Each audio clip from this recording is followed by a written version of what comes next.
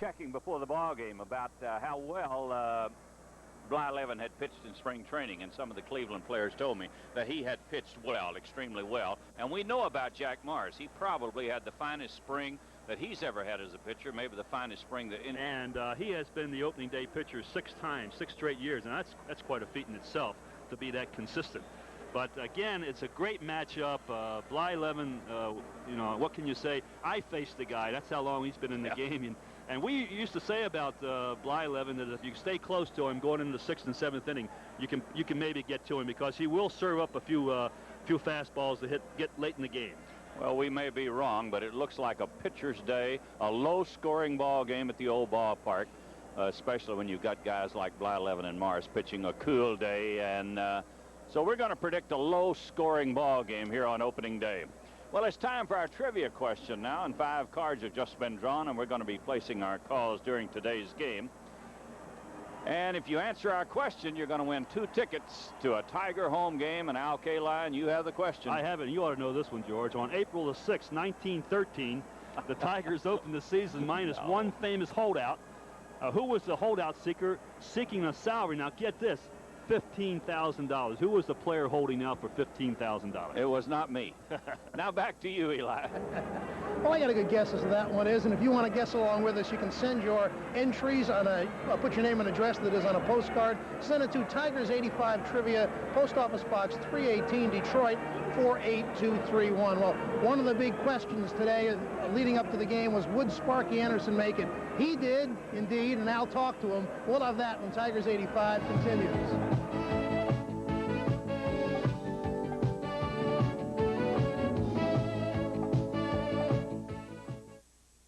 Around here you can tell a friend's a friend. When you need him, he's there. There's still a place where friend is a word you take seriously, where beer is beer, and the brand is Miller. Miller's made the American way. Born and brewed in the USA. Just as proud as the people who are drinking it today. Miller beer. Purity you can see, quality you can taste. Miller's made the American way. For a lawnmower that starts when others fail, hugs sharp corners, and gives a clean, neat cut every time, get a Lawn Chief mower from your nearby True Value hardware store. You'll find this Lawn Chief 21-inch rear bagging mower with underdeck baffles for better bagging power, and a Lawn Chief 19-inch electric mower with a flip-over handle for easy mowing anywhere. Or get a 3-horsepower engine and rust-proof controls on this Servest 19-inch rotary mower from participating True Value hardware stores and home centers. I went to H&R Block last year and got enough money back to help buy the boat. I couldn't have done it without you. Howard went deep-sea fishing. We had a wonderful time in California. Couldn't have done it without you. Now, we can't promise everyone this, but in a recent survey of customers who got refunds, 3 out of 4 believe they got bigger refunds than if they did their own taxes. 3 out of 4. And we couldn't have done it without you. H&R Block, where more Americans find a bigger refund. What can we find for you?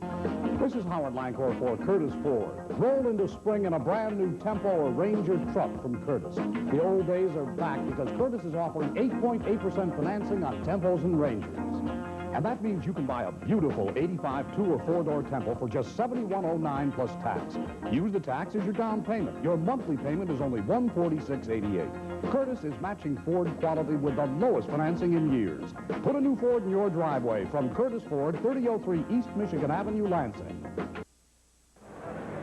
Well, Sparky has a bum left leg. I don't know about you, Al, but I figured anything short of amputation, the man would be here to be here on opening day. You know, the interesting thing, Eli, he won't show it, and you'll see what we've pre-taped earlier, but he was in a lot of pain. And when he describes, I have a little squeezy stomach, when he described the needle that went into his knee and held in his knee and twisted in his knee and the drainage, he said, never have it done.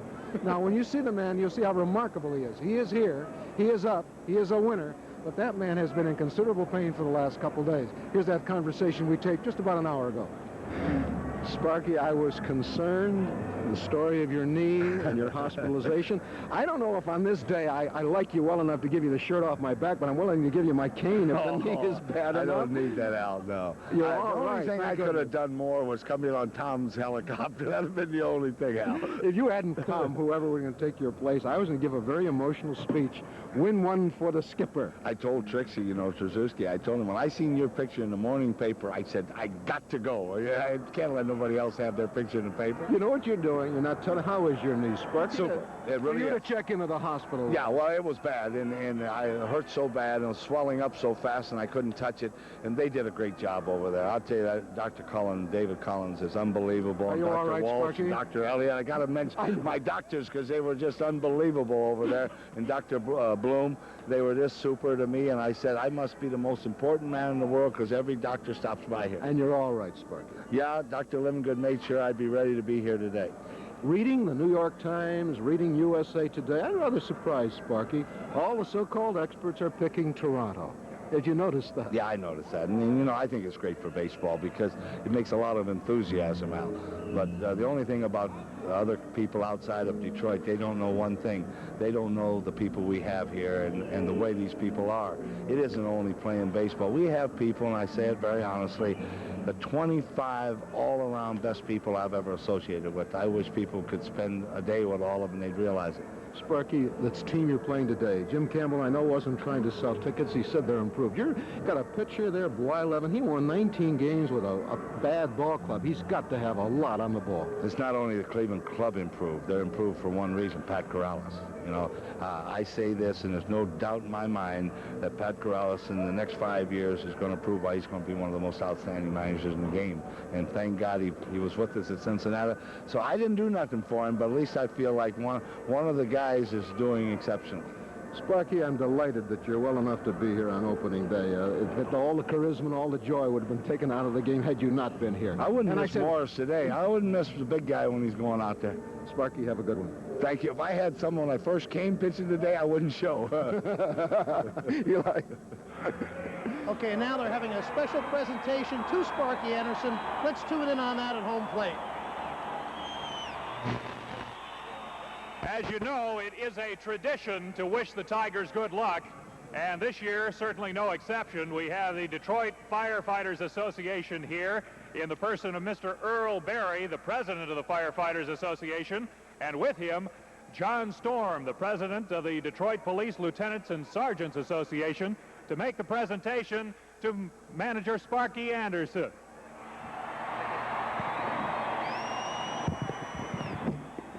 Thank you very much. For over 60 years, the Detroit Firefighters Association, the police officers, have been on this field wishing the Tigers well. They worked last year, Sparky. Congratulations. Thank you for bringing the Tigers back, and let's do it again this year. Thanks, Sparky. Can we get a picture? Thank you so much, and I'll just promise you one thing. You'll have a better team in '85 to watch. Thank you. Can we get a picture?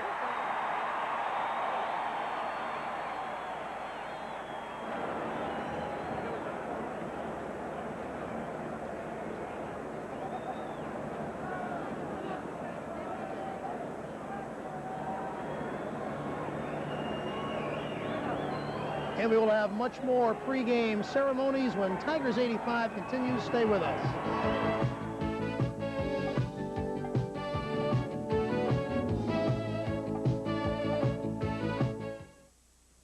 I tell you, there's nothing like a hot steam bath and a cold light beer from Miller. That's the truth. Light doesn't fill you up, so you can sit back and relax a while. Ah, that tastes great.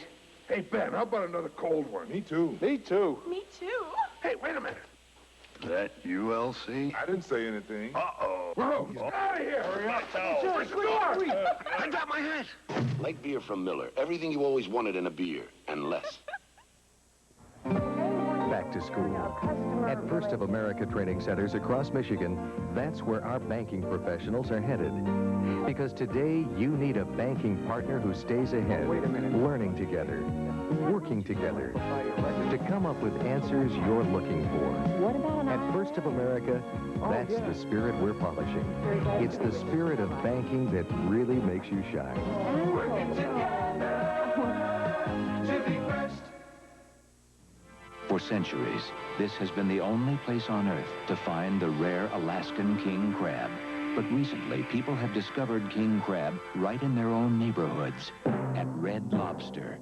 They order any entree, and for only $3.95, they catch half a pound of king crab legs. Experts predict supplies are limited. King crab legs, $3.95 with any entree. Catch them now at Red Lobster, or catch the next plane to... Drudgery was a way of life for our ancestors. It made Grandpa cranky. But today, even lawn work is easier because Snapper has the key to quick starts. Electric ignition, the sign of today's most advanced machine. It even has an alternator, like your car, and a powerful high vacuum system. Snapper Electric Starter makes mowing a snap. Your Snapper dealer is Gratiot Power Equipment in Saginaw and Shiawassee Sports Center in New Lothrop. Well, we had thought that the ring ceremony would be a little bit later, but they're doing it right now. The Tigers are being introduced. Whitaker, then Trammell. Let's pick it up with John Bell, the PA announcer, once again. Number 8, Marty Castillo.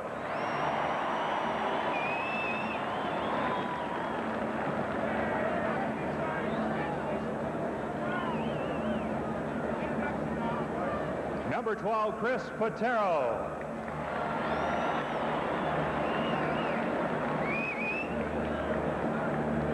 Number 13, Lance Parrish.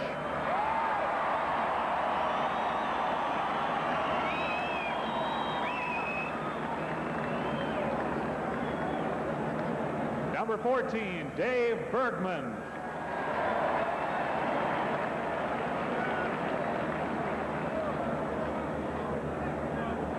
Number 15, Rusty Kuntz.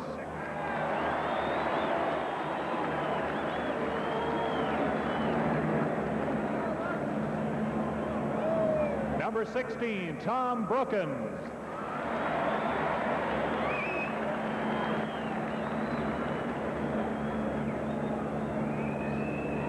Number 17, Bill Shearer.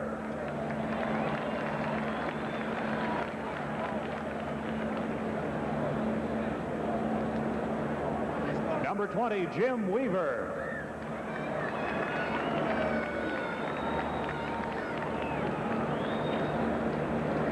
Number 21, Willie Hernandez.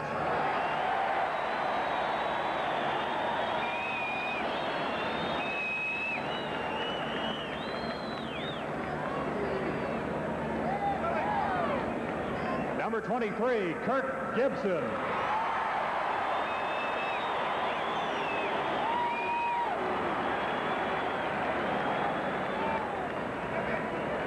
Number 27, Barbaro Garbe.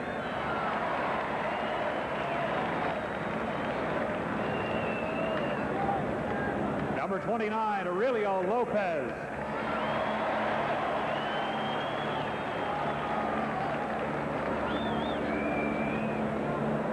Number 30, John Grubb.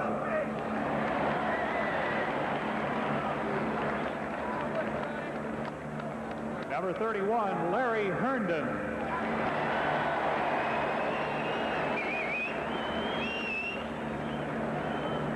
Number 34, Chet Lemon.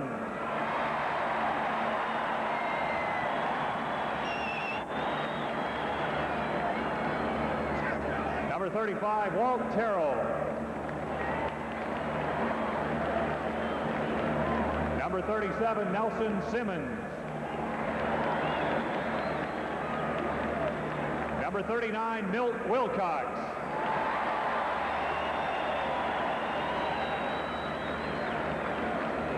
Number 40, Doug Bear.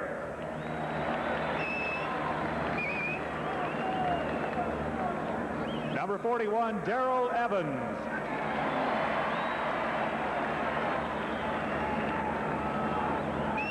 Number 44, Juan Berenguer.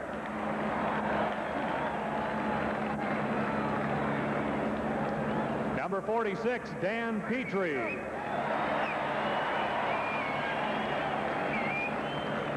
Number 47, Jack Morris.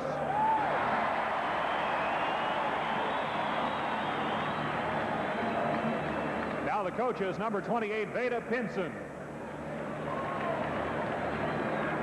Number 50, Billy Consolo.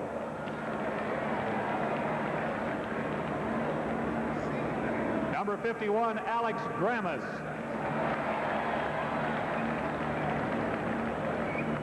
Number 53, Dick Trzaskowski. Number 56, Billy Muffett. The trainers, Bill Armstrong. Trainer Pio DeSalvo. Equipment manager Jim Schmeichel. Bullpen catcher Dan Whitmer. Bill Beam.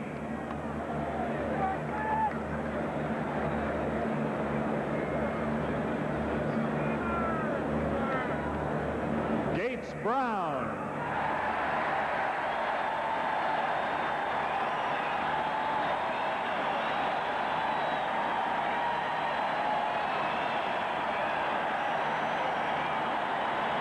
Roger Craig.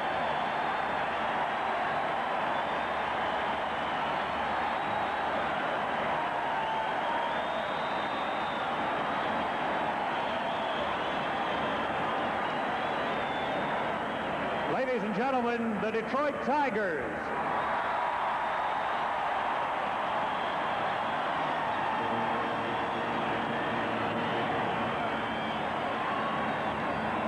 Ladies and gentlemen, introducing the Cleveland Indians, their manager, number 7, Pat Corrales. Smirkly President Bobby Brown, who was giving the Tigers their rings. And let's take a look at that. We have a shot of it. We want to show you just what this championship ring of the Tigers looks like. You know, I've never heard of a player in any sport who said he wasn't playing for the ring. And yet, you know how many rings Sparky has and never wears them? He gives them away to his family. He has to have a handful by now. That's right, and he's working on more. They're rather big and cumbersome and very valuable. You know, as Chris Pitaro went out there, he, of course, didn't get a ring. He was looking at Marty Castillo's ring to see what it looked like. We had a chance to talk with the rookie beforehand. He is obviously the most interesting addition to the ball club, and let's see how that went.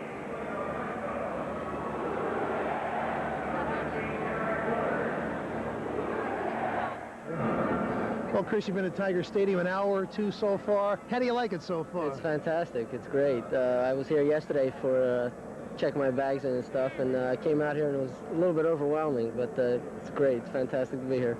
To be down in spring training, I don't know if you were aware of all that was written, the speculation, all about Sparky said, you're going to be here, you're going to be there, back and forth. What was it like to experience that and the highs and lows as it went down day by day? Well, it was kind of hectic. I'd say the high points were finding out that I made the team. You know, definitely anytime you hear news like that, it's got to be a great thrill. I guess all the commotion, I really didn't expect that too much, but you know, I just took it day by day, and I made it through it. I talk about the pressure of opening day. I guess you would have been through a lot of pressure to have to experience this. Right. So this is kind of a little bit anticlimactic, sort of. So, but there's no sense of putting any more pressure on myself than there already is.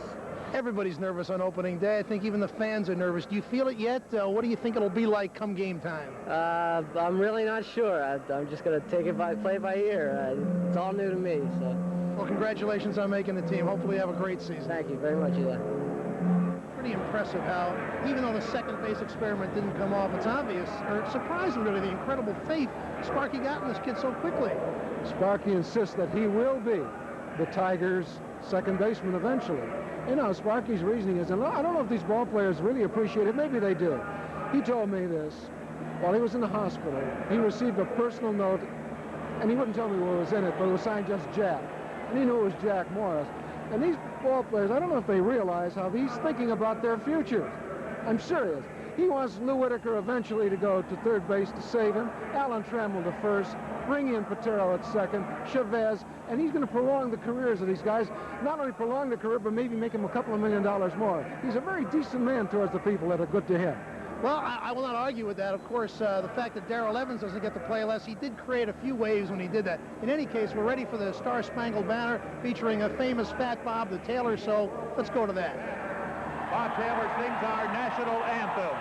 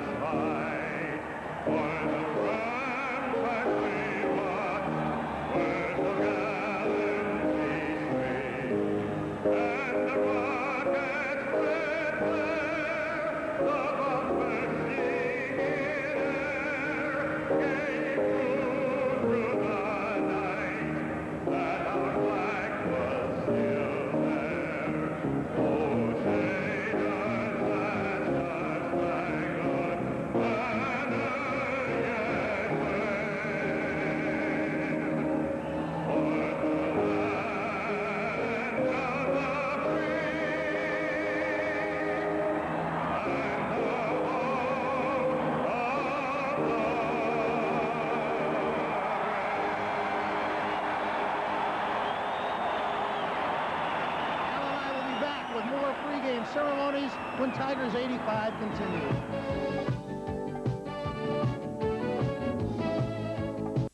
Public notice, Styleline Furniture is going out of business. The end is coming soon. Savings up to 80%. No reasonable offer refused. A $500,000 inventory must go. Hurry in for the best selection to Styleline Furniture. When a new Oldsmobile comes from the factory, it's a very special automobile already. Then University Olds examines it with a fine-tooth comb.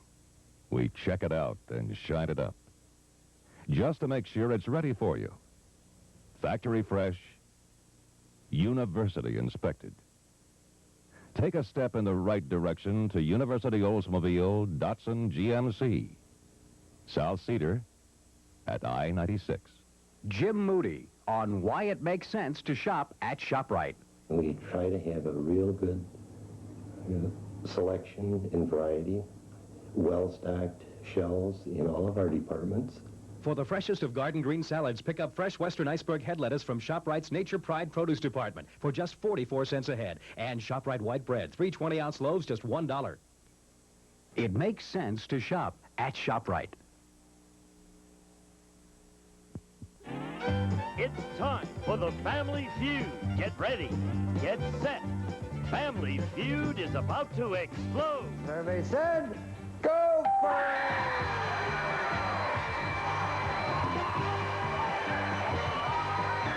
When Richard Dawson lights the fuse, everybody gets carried away.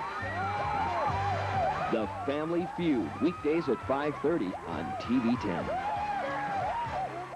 Nobody covers Mid-Michigan like TV10 Action News. Bruce Downey, Kathy Schmaltz, and the Action News reporting team give you concise, up-to-the-minute reports on local and state news that affect you. Randy Burdo delivers accurate computerized weather info, and Tim Stout brings you Mid-Michigan's most comprehensive sports coverage. TV10 Action News at 6 p.m. Your team in touch with Mid-Michigan.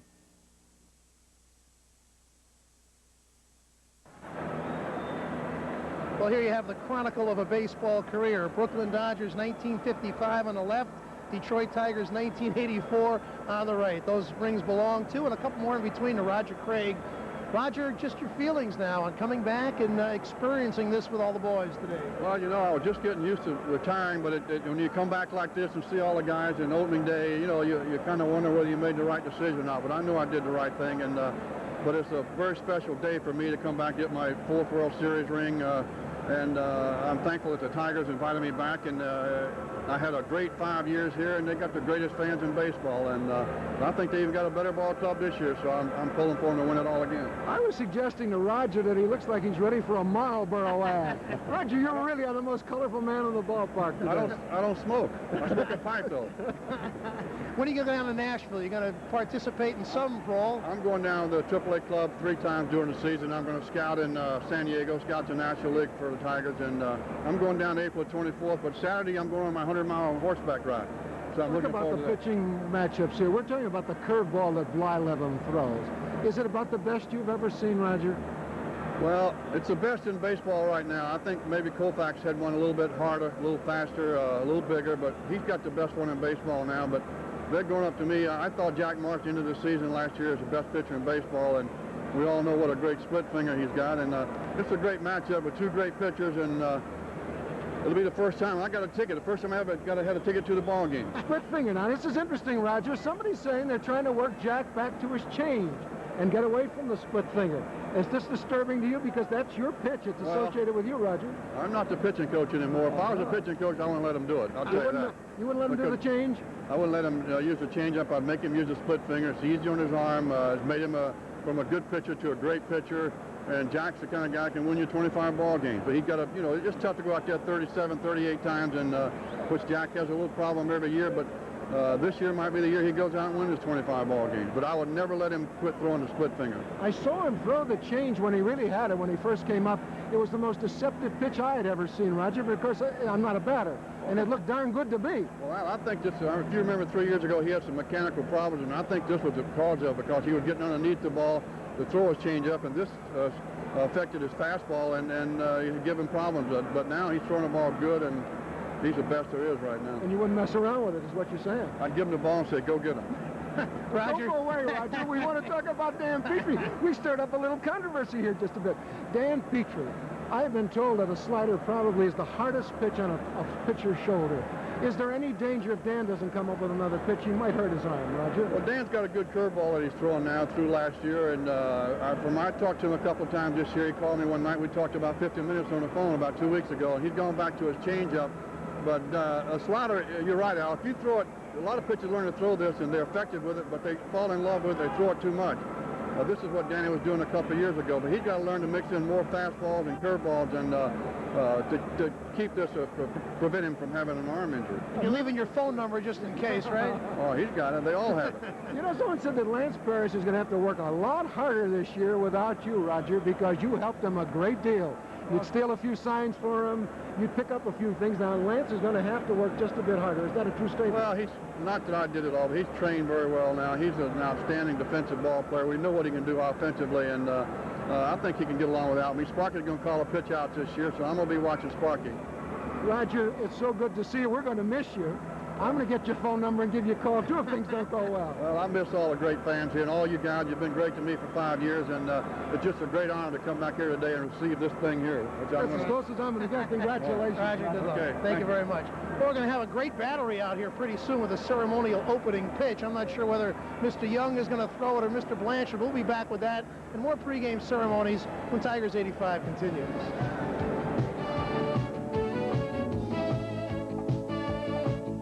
Ask the toughest coffee critic. Ask yourself, which Nescafe is yours? Brava, Classic, Silka, or Decaf? Which one's made to taste your way? Nescafe. There's something new for big cheese lovers. Velveeta extra thick slices are here.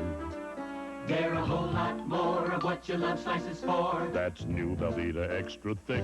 Extra thick, no other slice goes to such great heights. Big enough for the biggest cheese appetites. No other slice will ever suffice. For a slice that's extra thick, there's only one slice to pick. There's no single slice like Velveeta. Extra thick. Relax for a moment and think of the great days ahead. Nosel's pre-season outdoor furniture sale is here to warm you down to your toes. 30 to 50% off outdoor classics. The year's best time to buy outdoor furniture. Nosel's pre-season outdoor furniture sale. Ready right now to raise your level of relaxation. Yeah. This is the biggest selling event in the history of Regency Oldsmobile. It's Grand Slam Savings Days. This week only, you score 4 ways at Regency Oldsmobile. Number 1, the best price on a new Oldsmobile in the entire state. Number 2, the best selection of Oldsmobiles that Regency has ever had. 3, the best trade-in allowance for your vehicle. And the 4th way you score is with GMAC financing. This week only at Mid-Michigan's #1 Olds dealer, Regency Olds, just west of the Hilton at I-96, Lansing. The Action News Team, tonight at 6.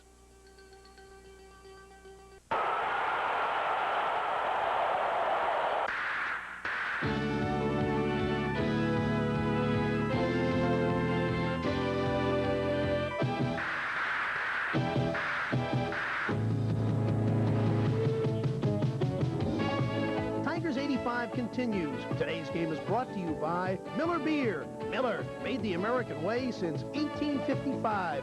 By Chevrolet, who invites you to see today's Chevy, drive today's Chevy, live today's Chevy. By McDonald's, it's a good time for the great taste of McDonald's. By Highland Appliance, everything you never expected from an appliance store. And by America's largest carpet retailer, New York Carpet World, the better carpet people. Good afternoon, everyone, and welcome to Tiger Stadium in Detroit. It's opening day in the Motor City, and we're just about ready to get underway with the old ball game. We had the throwing out of the ceremonial first pitch by the governor of the state of Michigan to the mayor, and here it is.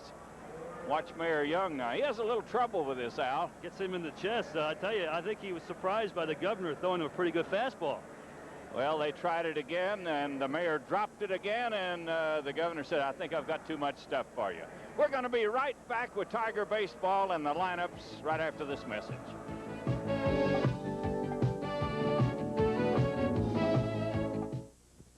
Oliver over Michigan, people will spin this wheel to see just how much they've won playing Michigan Fortune.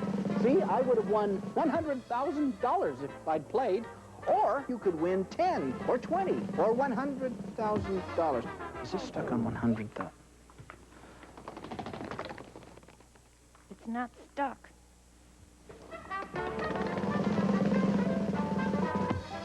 I'm gonna buy a ticket. Why don't you finish up? Do something. Imagine the swirling power of a tornado in a full-size Chevy truck. The new Vortec V6, the most powerful standard engine you can get in a half-ton pickup. Vortec swirl-port induction helps create 155 horsepower that rivals a V8.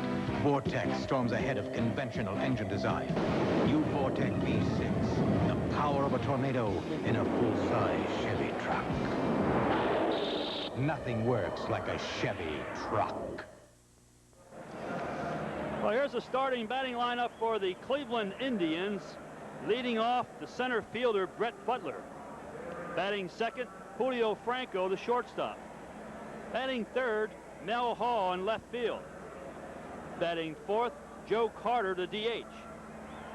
Batting fifth, playing first base, Pat Tabler. Batting sixth, the third baseman, Brooke Jacoby. Batting seventh, the right fielder, George Vukovic. Batting eighth, Chris Bando, the catcher. And batting ninth, playing second base, Tony Bernasar. Defensively for the Detroit Tigers around the infield, Patero, Trammell, Whitaker, and Evans. In the outfield, Herndon, Lemon, and Gibson. Parrish will be behind the plate. Of course, Jack Morris on the mound for the Detroit Tigers. And they'll be facing one of the fine pitchers in baseball and has been around quite a few years, Bert Blyleven. Blyleven coming off of a year of 19 wins and just 7 losses for a very bad Cleveland Indian ball club. He missed 5 games, 5 starts, because of a broken foot. No telling how many games he could have won had he been able to pitch those 5 ball games. But this Cleveland ball club, even though they finished down the bottom of the lineup, can score some runs. They have some speed. They did have a little bit of power, but Andre Thornton will be out for quite a while because of surgery on his knee. And you can see there the umpires and the manager, Pat Corrales of Cleveland, and Dick Trzaskowski giving the lineup cards to the umpires. But this Cleveland ball club, I think, on the right track now. They got rid of a couple of pretty fair pitchers.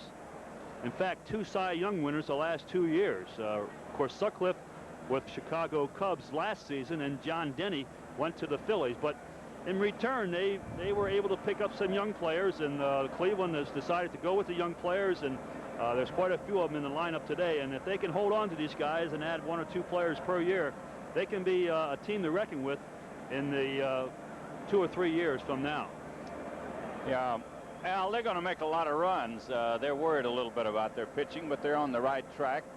They are playing in probably the toughest division in all of baseball, and it's going to make it a little difficult. But they're coming back, and Pat Corrales gets a lot of credit.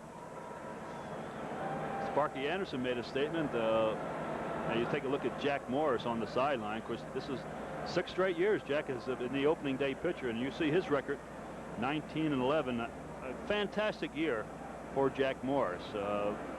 They were talking in the pregame show about Jack throwing a changeup a little bit more, but I think what they wanted to do is take away, don't throw the slider quite as much. He will throw the split finger fastball, which has been a great pitch for him when he gets it over.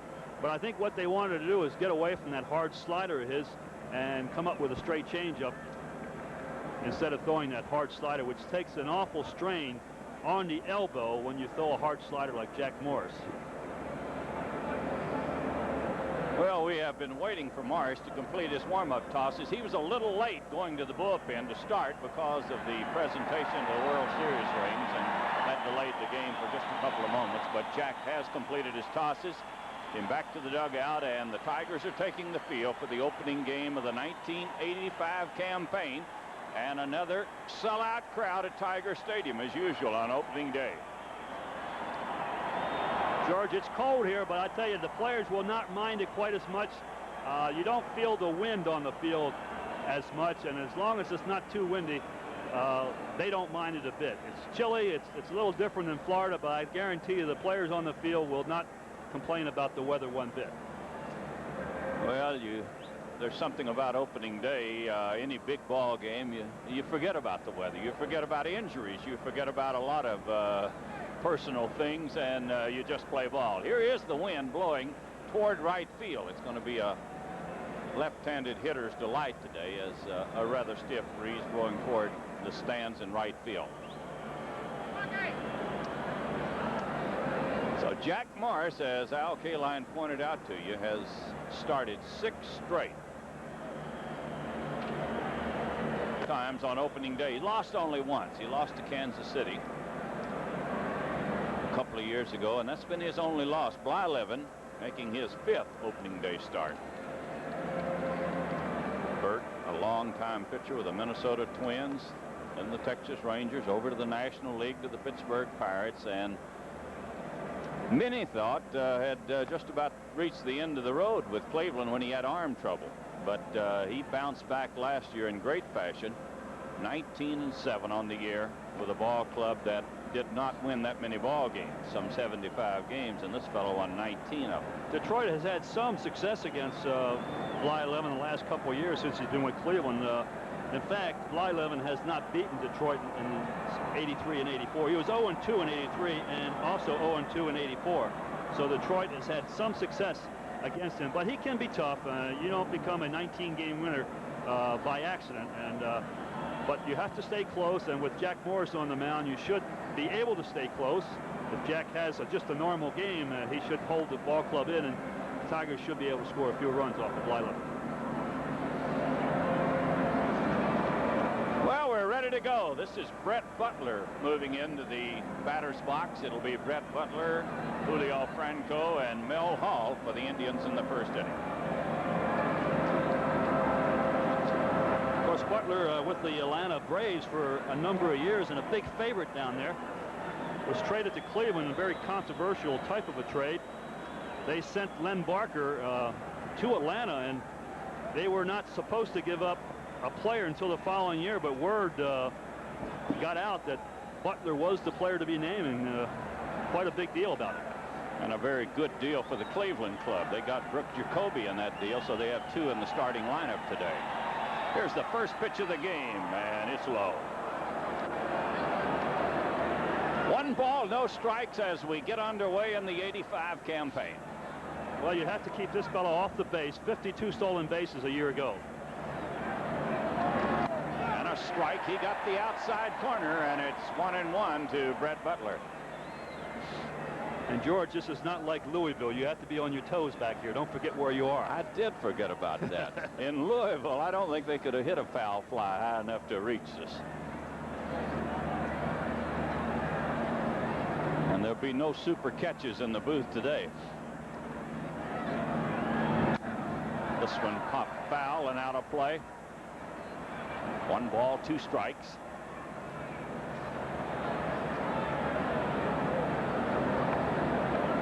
Butler has plenty of speed, as Al pointed out to you.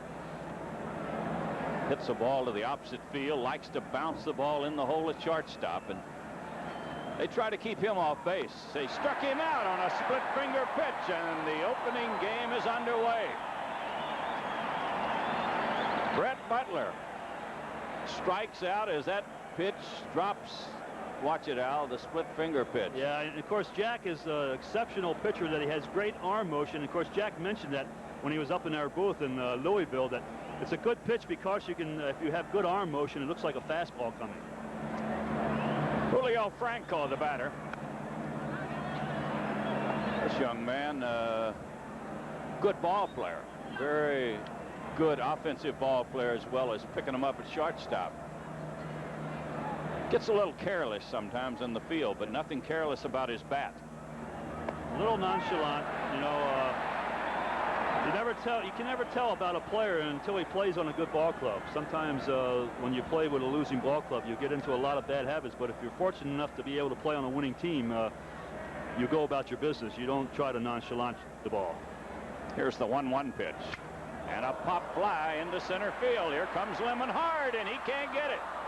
Franco will go down to second. Looked like he hit him on the handle of the bat, and he dropped it into shallow center field. Well, this is where over-eagerness by Chet Lemon allows this runner to go into second base. This ball is hit on the handle of the bat. The wind is bringing it in, and Chet has no chance to catch the ball. You can see there it bounces well, hits him in the face a little bit.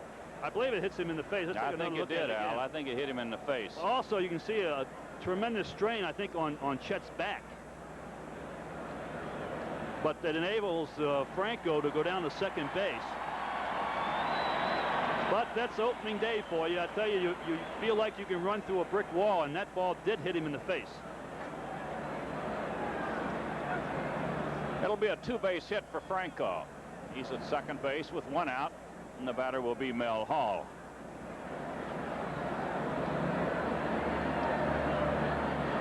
Another good trade the Indians made. They gave up Sutcliffe, but they got this fellow, and they got Joe Carter, and they got a couple of pitchers. So they got some players in return. Here's a base hit into left field. They're going to wave him in, and he'll score as the ball is bobbled out in left field. So a base hit by Hall, and the Indians take the lead 1-0 off Morris.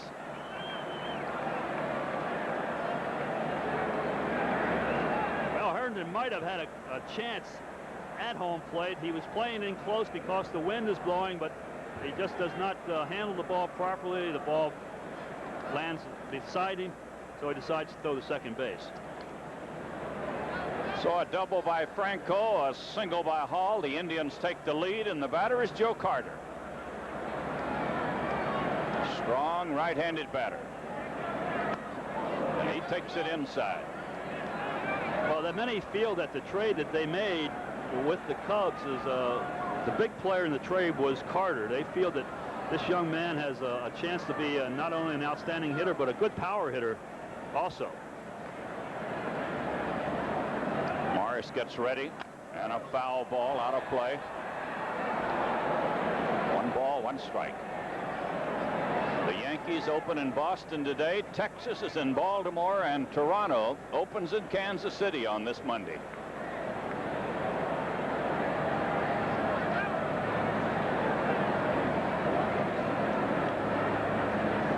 Tiger infield at double play depth for Joe Carter. And a pitch out. Ball 2, strike 1. Marty Springstead is the umpire behind the plate today. Jim McKean is at first base. Durwood Merrill, the umpire, at second, and Vic Valtaggio is on at third.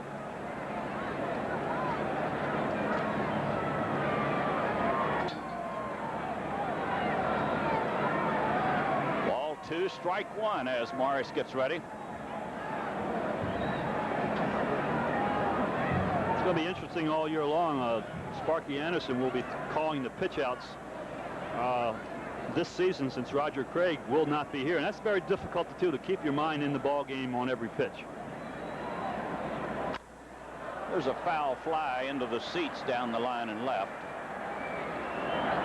What I mean by that is Sparky has a lot of things to be thinking about other than every pitch in the ball game. He has to be thinking about 2 or 3 innings in advance about how he wants to use pinch hitters and different things like that. So it's going to be a tough job for Sparky Anderson this year when Roger Craig not alongside of him. The count is even at 2-2. Runner at first, 1 out. The Indians have scored here in the first inning. And he struck him out. Carter is a strikeout victim. Well, we're going to take a look at it again. This is a split finger pitch. Look at it go down. Boy, when you have arm motion like that on a cold day, because the hitters will be sort of jumping at the ball because they don't want to get hit on the fist. It hurts an awful lot when you get hit on the handle. So they'll be jumping out at the ball, and anything off speed will likely give the hitters a lot of trouble. It'll bring up Pat Tabler. Pat's playing at first base today. And he takes a strike. Every player in the Cleveland lineup, with the exception of Chris Bando, is through trades. Chris Bando is the only player that has come through the organization. They got this fellow from the, I think they got him from the White Sox after the White Sox got him from the Cubs. But he started out in the Cub system. Strike two, he got the inside corner, and it's strike two to Tabler. Both times Morris has pulled the string on Tabler. So you got to believe that the Tiger book on him is good fastball hitter, because this young man's a pretty good hitter. Ground ball to third, down to second, and the inning is over. They got a run on 2 hits, strand a man. We go to the bottom of the first. The Indians won with the Tigers coming to bat.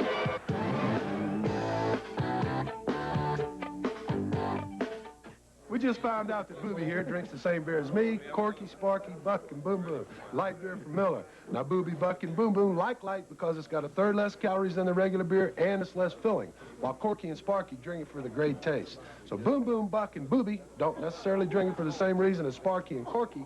They all agree that light's the best beer to buy. Isn't that right, Booby? You bet, Boom Boom. Right, Buck? You got it, Corky. What about that, Sparky? You said it, Boog.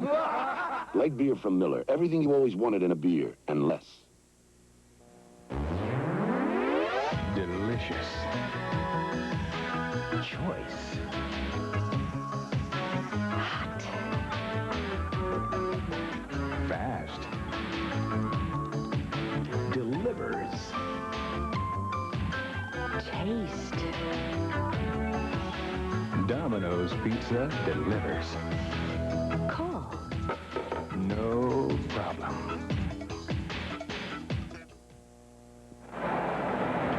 Well, here's the batting lineup for the Detroit Tigers. Leading off, Lou Whitaker playing second base. Batting second, Alan Trammell, the shortstop. Batting third, Kirk Gibson, right fielder. Batting fourth, the catcher, Lance Parrish. Batting fifth, the DH, John Grubb. Batting sixth, playing first base, Darrell Evans. Batting seventh, Larry Herndon in left field. Batting eighth, center fielder Chet Lemon. Batting ninth, the rookie third baseman Chris Patero. Defensively for Cleveland around the infield, Jacoby, Franco, Balazar, and Tabler. In the outfield, Hall, Butler, and Vukovic. Behind the plate, Bando and Bert Blyleven on the mound for Cleveland. Of course, we mentioned a record of 19-7, as you can see on your screen, and he missed 5 starts because of a broken foot. Spent many years with Minnesota, signed with Minnesota, spent a couple of years with Texas, 3 years with Pittsburgh, and the last, since '81, with Cleveland Indians. Only 20-game year was back in 1973 when he was with Minnesota. He won 20 ball games, lost 17. He's always been a tough pitcher with a very low earned run average. In fact, in the American League, he has 161 wins, 139 defeats, but he has a 2.88 earned run average. And his major league total earned run average is 3 even. So he's a very tough pitcher. He does not give up very many runs. Usually when you beat Blyleven, it's in the 6th, 7th, or 8th inning. Lou Whitaker will lead it off for the Tigers. Whitaker, Trammell, and Gibson in the first inning.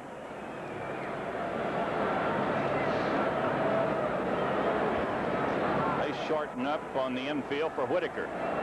And a good curveball on the first pitch. 1 strike to Lou.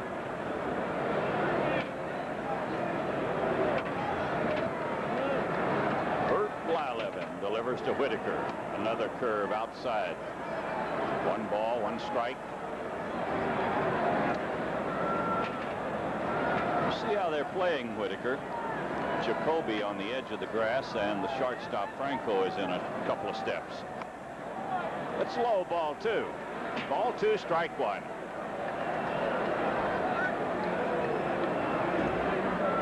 Indians got a run, in case you joined us late, on a double by Franco and a single by Mel Hall.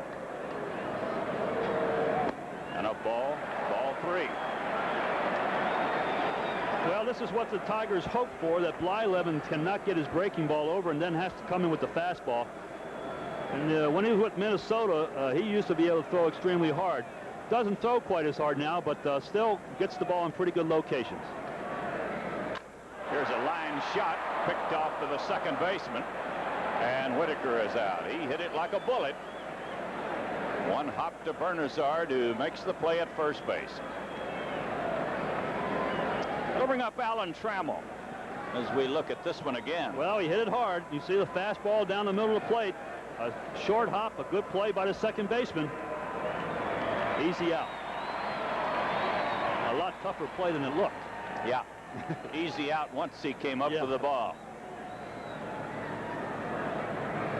And the pitch to Trammell. Another breaking ball. Every pitch he's thrown except the one that Whitaker hit's been a breaking ball. He's a lot tougher pitcher on right-handers because of the great curveball, and you see Allen was flinching a little bit at the plate. This is foul. He jumped on the fastball there, but left-handers don't seem to have nearly as much trouble with Blyleven because of the curveball. And as you pointed out, Al, he is not throwing as hard as he once did. Here's a fly ball into left field. Well hit. Way back near the fence and caught. Trammell made a bid for a home run, and it was caught at the top of the barrier. Well, the outfielder thought it was in the upper deck. He goes back to the wall just because you're supposed to do that. The wind blowing towards right field holds this ball up. He goes back, and he thinks it's going to be out of here. All of a sudden, the ball comes straight down. A fine play. The second great play in a row by Cleveland.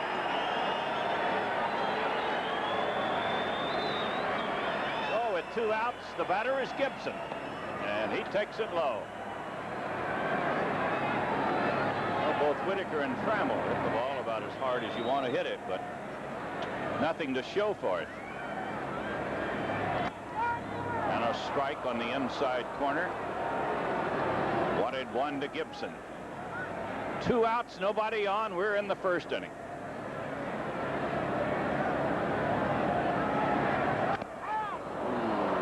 But the umpire, Marty Springs, did.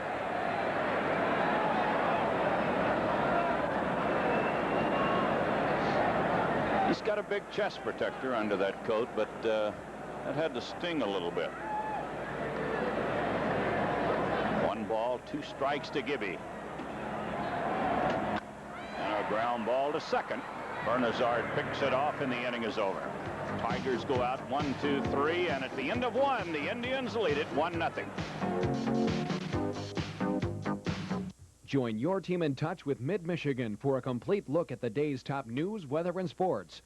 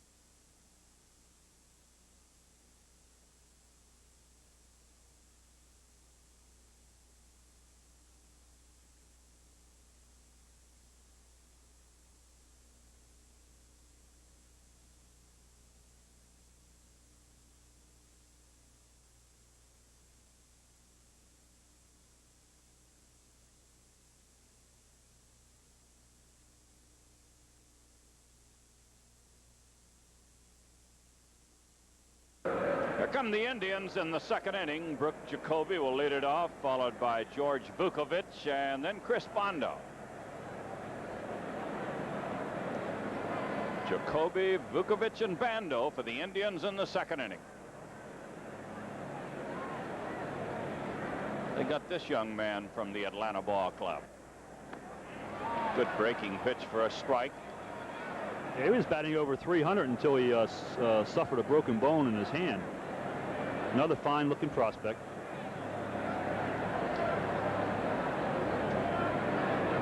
They play him straight away and not deep, but he has a little power. He had 25 home runs at Richmond a couple of years ago, and he can pump it out of here. 1 ball, 1 strike.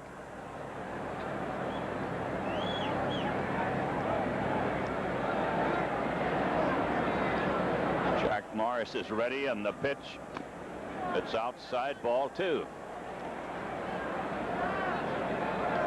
Well, as Jimmy Pearsall said in his new book, it's never cold at the ballpark. Just a little on the cool side.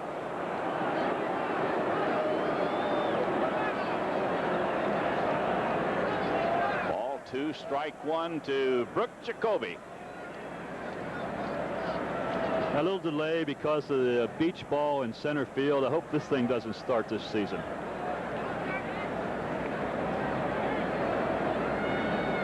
Now we get a shot from our center field cameras. You see Parrish flashing the sign to Morris. Ground ball up the middle, picked off by Trammell. Good play by Alan Trammell. Ball hit hard through the middle of the diamond, and Alan picked it off. Well, today's first trivia call is going to Tawas City, Michigan. Al, and what is that question? Okay, on April the 6th, the Tigers opened the season minus one of the great ball players of all time. He was a holdout. Who was a holdout seeking the salary of $15,000 a year? Boy, what a peach he was. Oh, here we go again. George Vukovich, the batter.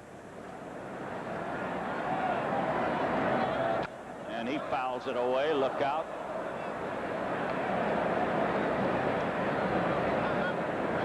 Tell you another good trade this club made. They got Vukovich, Franco, and about 3 others for Von Hayes. And he has hit the Tigers very, very well, particularly last season. Here's one hit to left field. Herndon is there, and he'll put it away. So Vukovich is out, number 2 in the 2nd inning. The batter will be Chris Bando, the catcher. Of course, Chris is the brother of Sal Bando, and they have, you can see they're very similar looking. They look built the same way, short, stocky. Pretty good hitter, this guy.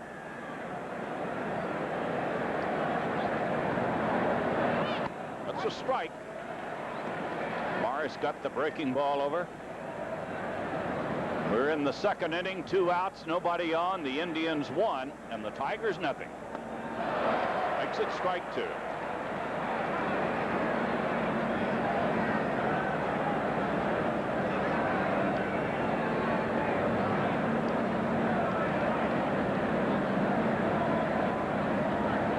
Jack Morris trying to keep the old fingers warm on this day. He was ready to go, and Bando stepped out. And the strike 2 pitch coming up. He jams him, 1 ball, 2 strikes. Normally that would be against the rules, and the umpire would call a ball, but since the weather is so bad, they're allowing the pitchers to go to the mouth. Particularly, they can blow on their fingers so they can keep it warm. Just don't wet the fingers. That's right. Wet the ball. Here's the 1-2 pitch. That'll make it 2-2. A bloop double by Franco and a solid single by Mel Hall, and the Indians lead it 1-0. Actually, the Tigers, they should not have scored a run in that 1st inning. Here's the 2-2 pitch. Ooh, he laid off a tough pitch. Ball 3, strike 2.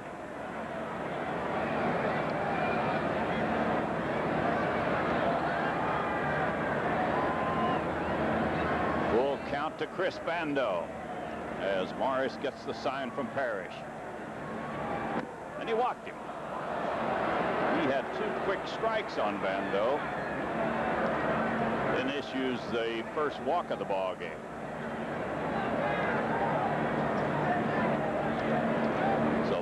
goes at first with 2 outs, and the batter will be Tony Bernazard, second baseman.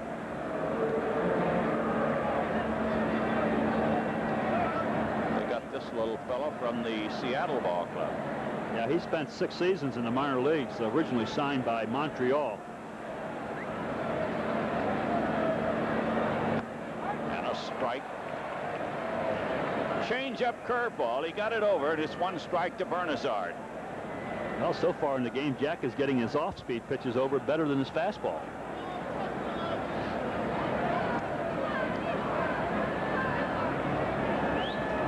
He checks the runner and throws the fastball right by him. Strike 2 to Bernazard.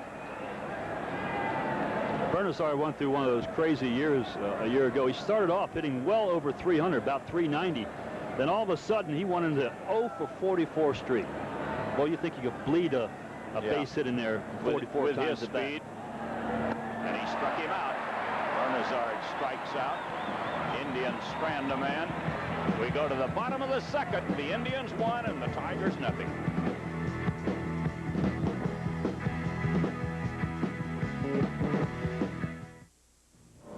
This is the sound of a $65,000 Lamborghini from the outside. This is the sound of a $350 clunker from the outside. Now the Lamborghini from the inside, and the clunker from the inside. Because at Highland Appliances Car Stereo Departments, you can get the best in car stereo, all at Highland's guaranteed low prices. So no matter what your car sounds like on the outside, Highland can make it sound like a million on the inside. When you're looking for the best in life, you know you've got it right here. There's still a place where the grain is rich, the water's pure, beer is beer, and the brand is Miller. Miller's made the American way, born and brewed in the USA, just as proud as the people who are drinking it today. Miller beer, purity you can see, quality you can taste. Miller's made the American way. Imagine the swirling power of a tornado in a full-size Chevy truck. The new Vortec V6, the most powerful standard engine you can get in a half-ton pickup. Vortec swirl-port induction helps create 155 horsepower that rivals a V8. Vortec storms ahead of conventional engine design. New Vortec V6, the power of a tornado in a full-size Chevy truck. Nothing works like a Chevy truck. Here come the Tigers in the second inning. They'll be sending up Lance Parrish, John Grubb, and Darrell Evans against the big right-hander, Bert Blyleven. Well, our first trivia call went to Dave Kahn in Tawas City, Michigan, and there was no answer. I would imagine Dave's at the old ballpark. So our second call is going to Mount Clemens.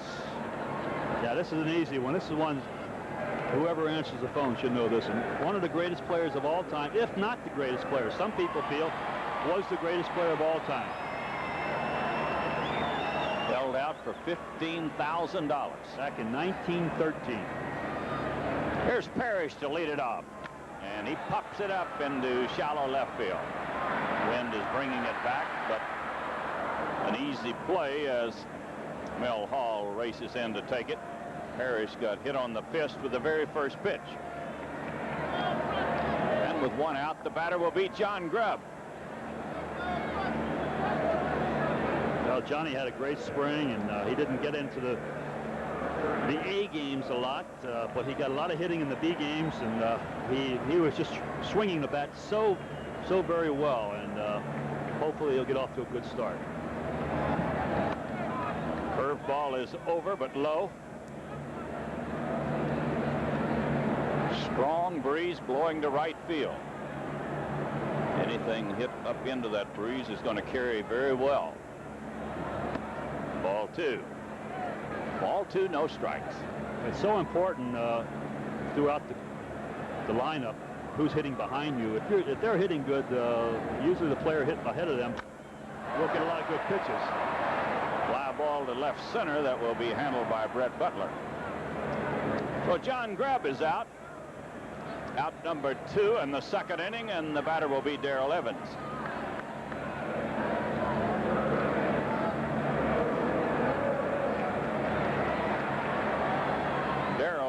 16 home runs last year, and he had a field day out here today in batting practice as he drove ball after ball into the upper deck. 2 of his home runs a year ago were opening day home runs, one in Minnesota and one here at Tiger Stadium. And they were both 3-run homers, if I remember correctly. He takes it outside, ball 2. Ball 2, no strikes. Evans very seldom ever swings at a bad pitch. He has always had a history of getting a lot of walks. In fact, he led the National League 2 years. He hits it on the ground to second. Bernazard picks it off. So the Tigers go out 1-2-3, nothing across, and at the end of 2, the Indians lead it 1-0.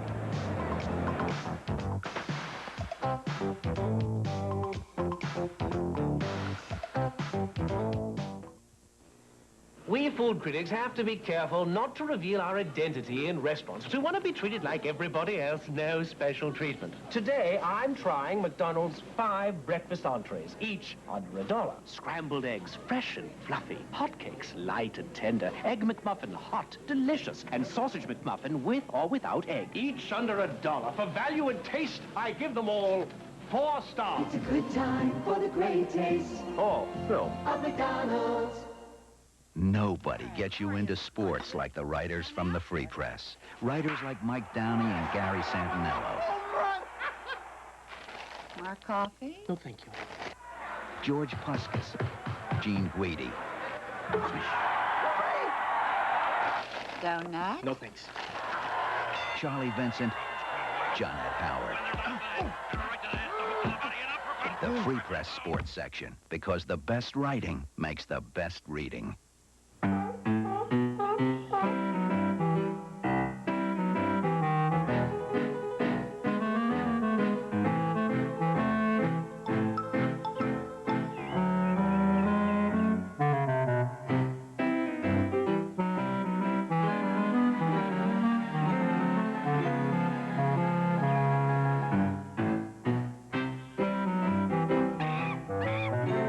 You can't say no to Fago.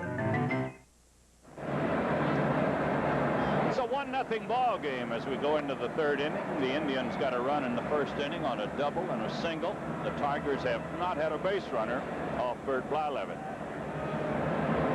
We go back to the top of the batting order for the Indians. Brett Butler to lead it off, followed by Franco and then Mel Hall. The infield will be playing in very close on Butler. He led the American League in bunt base hits. He had 29 hits. Bunt singles? Bunt singles. Amazing. Amazing.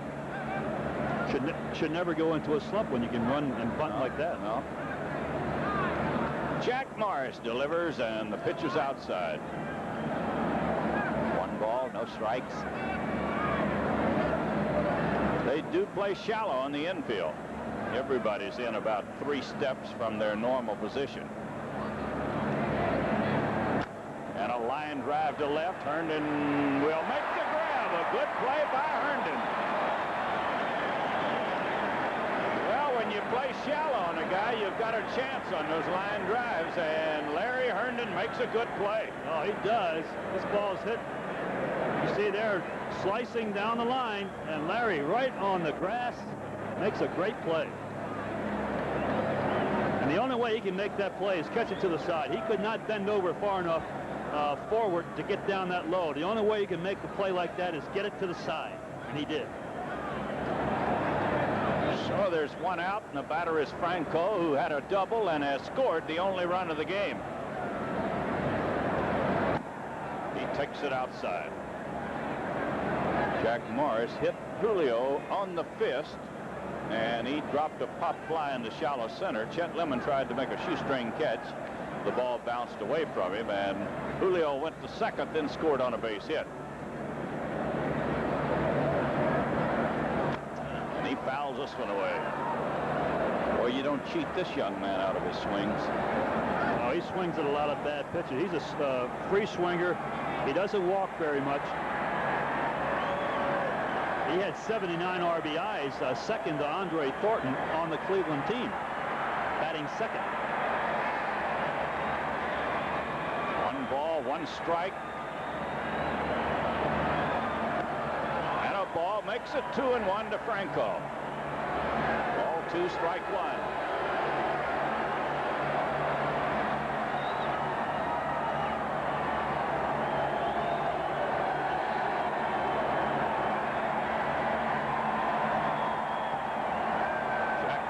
Delivers. Ball 3.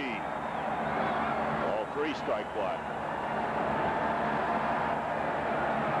Tell you, the Phillies are still a contending ball club over there, but they've made some strange deals. They have not replaced this fellow yet. They just traded away De Jesus, the shortstop last year, and they're going to go with a kid, Jelski.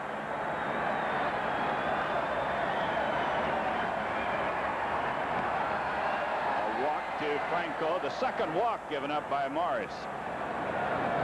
Julio Franco goes to first base with a walk. And the batter will be Mel Hall, who had a single and a run batted in his first time up.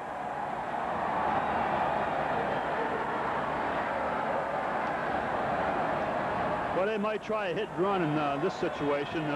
He hit a ball to the left field. They pitched out once, and they were not running, so they might try a pitch out this time. Runner at first, one out. Franco has good speed. Pitch is high. 1 ball, no strikes.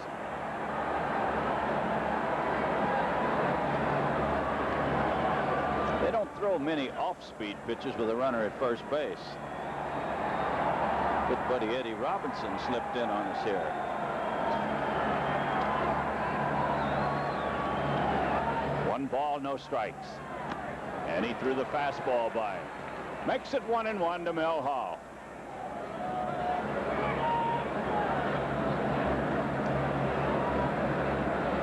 They must not figure Hall to pull the ball too much. Whitaker gives him a big hole between first and second as he's near the bag.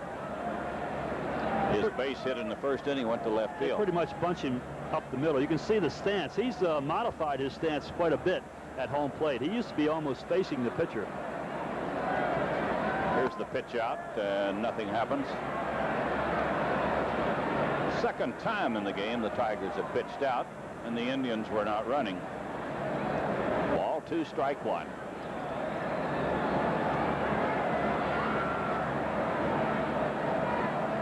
If you were an infielder right now, would you let the shortstop or the second baseman cover? Second baseman.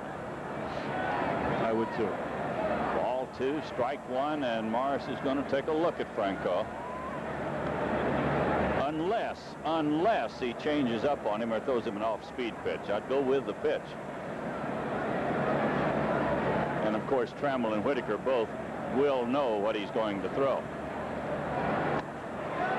If he throws that pitch, I know the second baseman's got to cover. Makes it 2-2.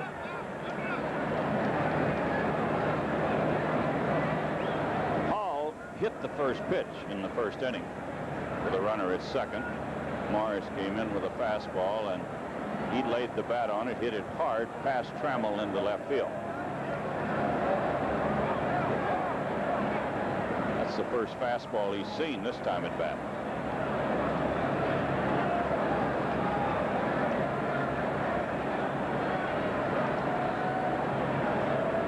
Well, they're playing a little cat and mouse right now. Hall says, I want to be sure that I'm ready. And this is foul into the Indian bullpen. And a souvenir baseball for some fan on this opening day. And Hall's going back for another bat. He got him on the handle. I'm sure he'll take his time, too, because I think his hands will be ringing right about now. That hurts. Well, the traditional opener in the National League in Cincinnati today will find Montreal in town as they open over in Riverfront Stadium. Well, our second trivia call, Al, went to Stella Skorsky in Mount Clemens, and there was no answer. I guess Stella's at the ball game. So our third call is going to Sheboygan.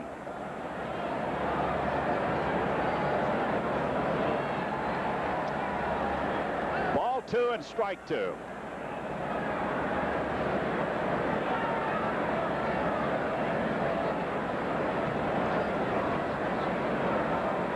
seems to be having a little trouble keeping his fingers warm. He constantly goes to his mouth.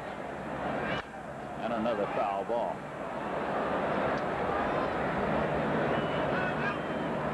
Mel Hall is a pretty good-looking hitter. He protects the plate well, gets the bat on the ball, and he was the regular center fielder for the Cubs last year when the trade was made, and extremely disappointed. He said, I thought I was going to be a part of this ball club for a long time. Yeah, he was a little disappointed leaving a town like Chicago and going to Cleveland. He was very vocal about it. I think it got him in all kind of trouble over there with the fans. Ball 3. 3-2 to Mel Hall. We can expect Franco to be running on this pitch. Ball 3, strike 2.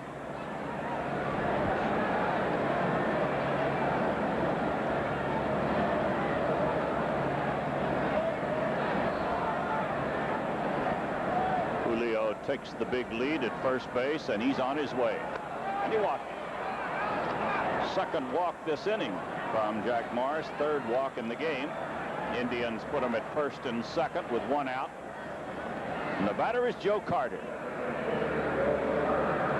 Carter struck out his first time up.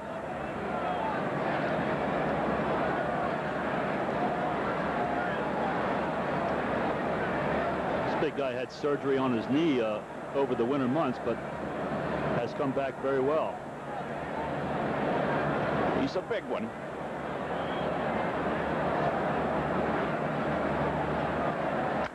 Ball hit up the middle. Whitaker, good play, and they're going to make a double play. Whitaker, behind the bag at second, picked it off and turned it into a double play. We go to the bottom of the third. The Indians won, and the Tigers nothing.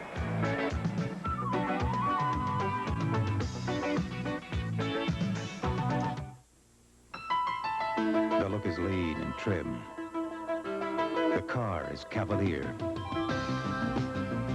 From today's Chevrolet.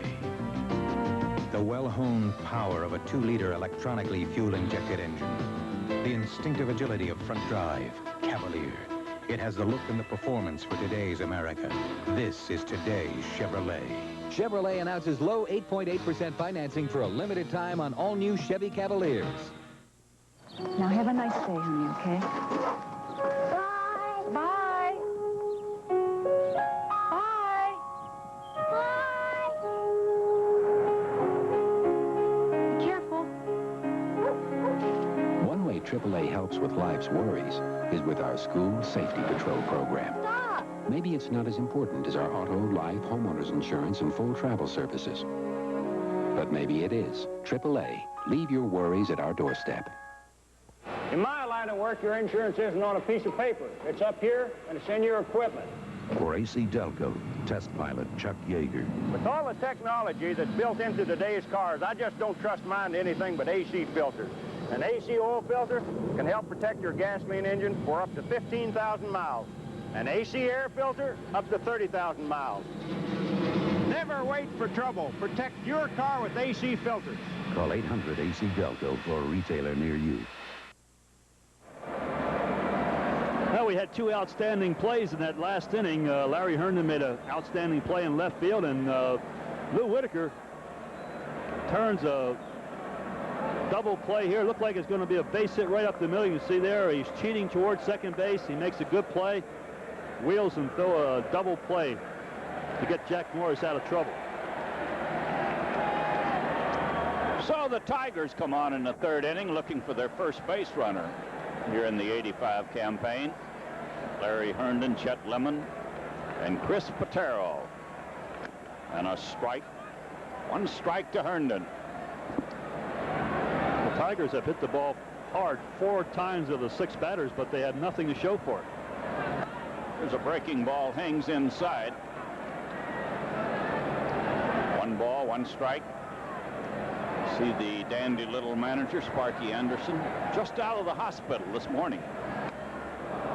Larry swung at a bad pitch and fouls it away. How would you like to meet that guy in an alley someplace? He looked like he's rough and tough. Pat Corrales. He runs a tight ship in Cleveland. Here's the 1-2 pitch. And a line shot, base hit into the corner. It'll be extra bases for Herndon. And a stand-up double as the Tigers get their first base runner.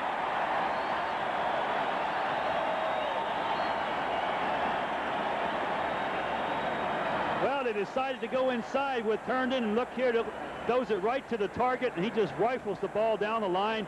And you can see the third baseman was playing over in the hole, and they throw a fastball inside. Now you shouldn't do that. Well, he had handled Herndon rather well with the breaking ball. I'm surprised he threw him the fastball at all. There's Chester Lemon with a runner at second and nobody out.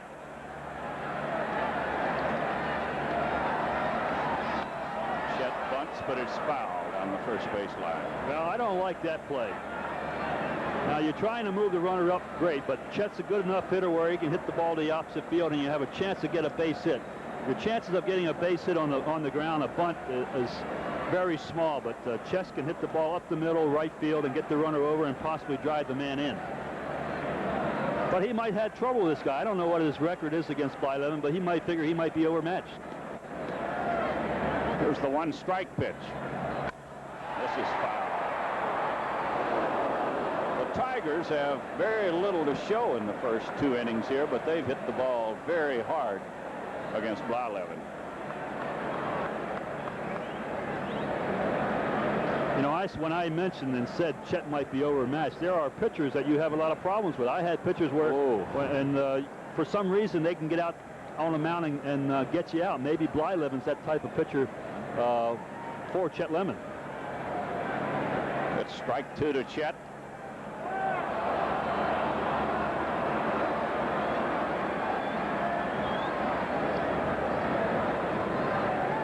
Lemon trying to keep it alive here in the 3rd inning. A runner's at second base with nobody out.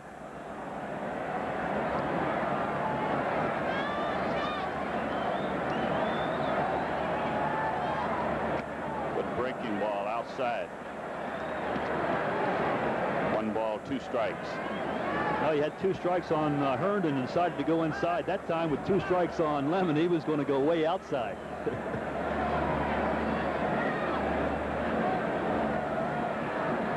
1-2 pitch to Chet. It's a ball 2 and strike 2.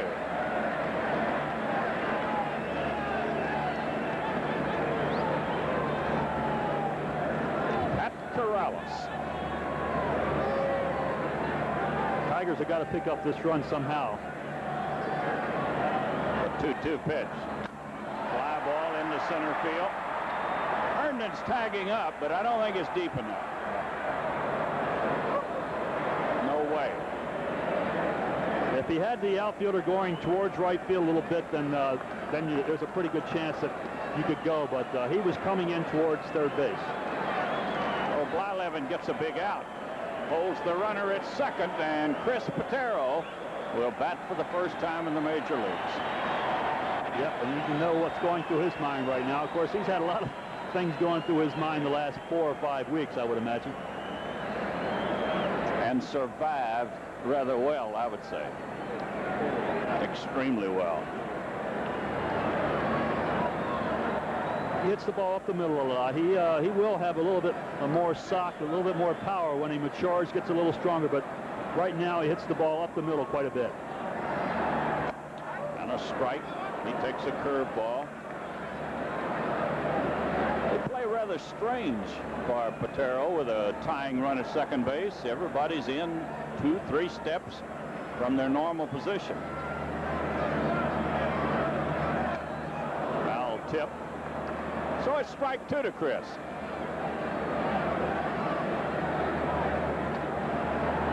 Herndon opened the inning with a double. He stayed at second as Lemon flied to center field. And it's strike 2 to Chris Patero.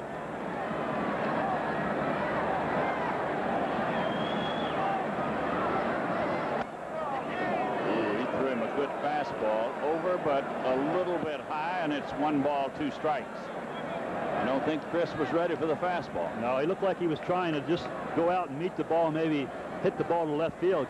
Sort of surprised that he got a fastball in.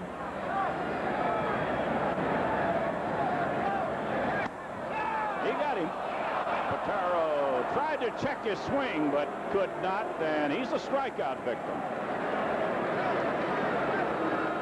First strikeout for Blyleven. Yeah, he gets fooled. You can see he carries his hands well in front of his body. And he was just fooled on an outstanding breaking ball. It was out of the strike zone. So it'll be up to Whitaker to get the run in. Lou hit the ball hard his first time up. A line shot picked off by Bernissard on the short hop.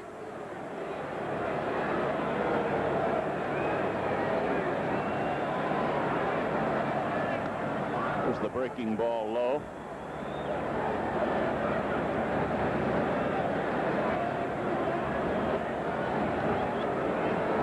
Lou ran the count to ball 3, strike 1 in the first inning before he jumped on a fastball and hit it hard. Make it ball 2. They've been giving Lou a lot of breaking pitches, as you mentioned, George, but has not been able to get the ball over the plate. He threw a fastball, and Lou hit a rocket to second base. Let's see what he comes back with this time.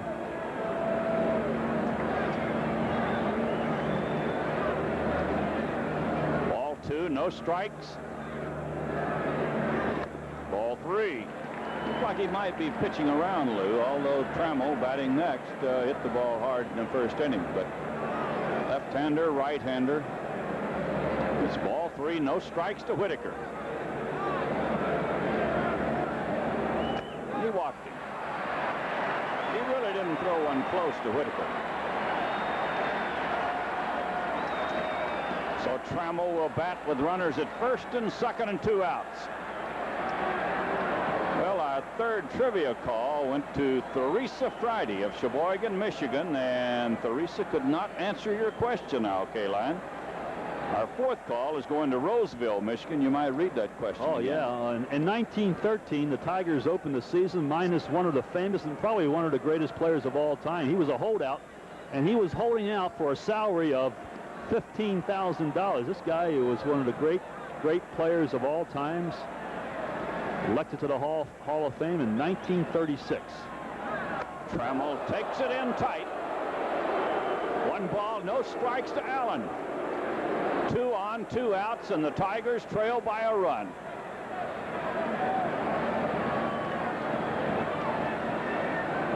Bert Blyleven. He jammed him with that pitch. Let's see if he comes away with a breaking ball. Nope. Another fastball. Ball 2. Ball 2, no strikes. Blyleven thought that should have been a strike. Marty Springstead says no. Trammell hit one in the first inning that on a normal day would have been a home run. The wind brought it back, and Mel Hall made a leaping catch at the barrier in deep left field.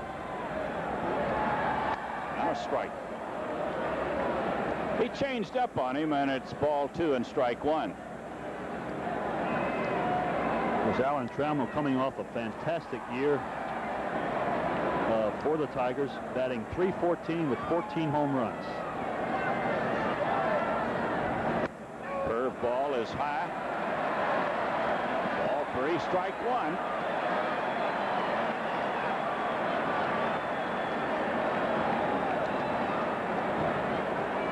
It's a great spot for Alan Trammell right now. Blyleven knows that Gibson has had good success against him, and he knows all these things. He's a veteran pitcher. He knows Gibson, the people that can hit him, the people that can, and I would imagine that he will challenge Alan Trammell here. Fastball? I think so, even though he has had a pattern of throwing breaking balls when he was behind. It's ball 3, strike 1 to Trammell. He threw a good fastball right down the middle, and it's 3-2. He got it a little bit to the outside, and Tram watched it go by. Ball 3, strike 2, and the runners will be on the go. Herndon's at second, Whitaker at first with 2 outs. As Blyleven gets ready. And he walked. Well, he threw him a curveball, 3-2. A 3-2 curve. He got it low. And the bases are loaded for Gibson. Well, this is what Gibson dreams about at night. He loves the pressure, and he's not afraid of failing, but he likes to be in a situation, the tight spots. And what a spot to be in right here. Tigers trail by a run as Gibson bats with the bases loaded. They pitched Gibby the first time at bat in tight. 2 fastballs and a curveball got him out. And a fly ball deep, way back in right, and it's going to be caught right at the barrier. I think he hit it on the handle, Al. Boy, it looked like it might get out of here. You can see Gibby very upset, but it got him on the handle a little bit. He hit it well, but a little bit on the trademark, and it was caught at the barrier and right. Tigers threatened and failed to score. And at the end of 3, Indians won, the Tigers nothing. I exercise to keep fit, so I look and feel my best. To keep my car body fit, I take it to Tough Coat Dynol for their System 6 Sunshine Glaze to keep it shined for years, their inner coat to protect its seats and carpets, and their 2-step penetrator rust protection to keep the body sound, so it looks great while I drive it, lasts longer, and is worth more when I trade it. Believe me, it pays to keep your body fit. Maintain total body fitness with Tough Coat Dynol in Lansing and Howell. Hi, I'm Tom Fox. I'm now overseas buying diamonds, and while I'm gone, all of our stores are having a Citizen watch sale. Save 28 to 53% on a special group of Citizen 7 watches. All quartz accuracy, values to $150. Now on sale, your choice just $79. Other Citizen watches starting from just $49.50. So give a lasting gift of time. A Citizen's Quartz ladies or man's watch from your nearest Fox jewelry store. A multiple-choice quiz. From Taco Bell. Our subject, the works combination platters. The question, which is your favorite? 1. Our scrumptious saucy burrito supreme platter. Or 2. Our mouth-watering Taco Bell Grande platter. Or 3. Our tasty Taco Light platter. If you need some help, just ask for the works. Your answer just might be. And by Kentucky Fried Chicken. Try our Kentucky Nuggets, the best tasting chicken nuggets anywhere. Well, Gibson gave this crowd a thrill with the bases loaded. He hit it deep into right, but it was caught right on the warning track. So the Indians lead it 1-0 as they come to bat in the 4th inning. Pat Tabler, Brooke Jacoby, and George Vukovich will be the batters.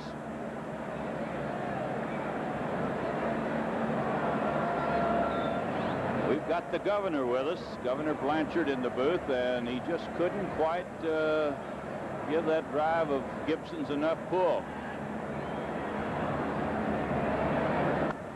Pitch is in tight to Tabler. He bounced to third base his first time out. The only run of the game was scored in the 1st inning on a fluke double by Franco and a solid single by Mel Hall.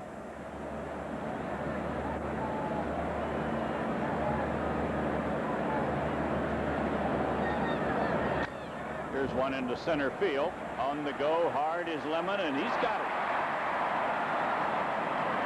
Tabler out on a fly ball into shallow right center. Chester made a fine running catch there.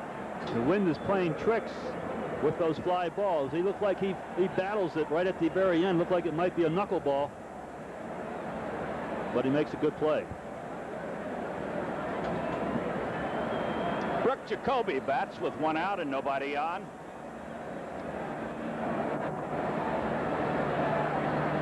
Ooh, good changeup, and Jacoby was fooled on the play. He was out on a good play by Trammell. We've seen some outstanding fielding plays in this ball game. Whitaker made an outstanding play to save a run in the 3rd inning. Strike 2 to Jacoby.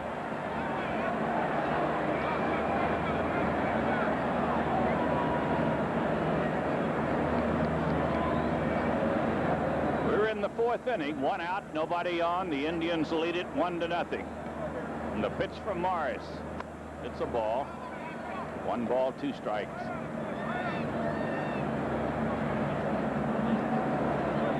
They are underway in Cincinnati. Montreal and the Reds at the end of 3, no score.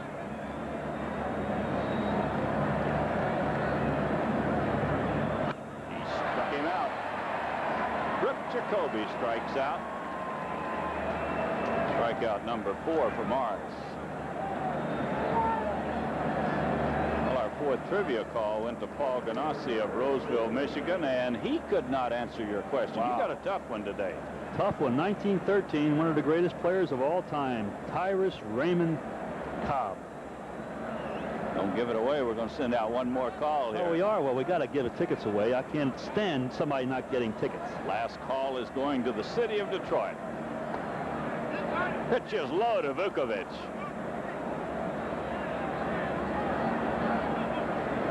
One ball, no strikes. Morris has allowed 2 hits. He's walked 3.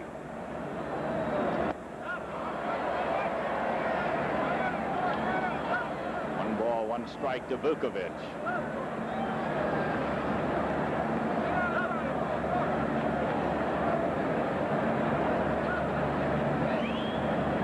Jack Morris gets ready, and the pitch. Good change of pace. 1 ball, 2 strikes. It was a straight changeup by Jack Morris. Take a look at it again. Look how Vukovic is way out in front. Did a good thing of just holding back and not swinging at the ball. Here's the 1-2 pitch. And he struck him out with a split finger pitch. 5 strikeouts for Jack Morris. We go to the bottom of the 4th. The Indians 1 and the Tigers nothing.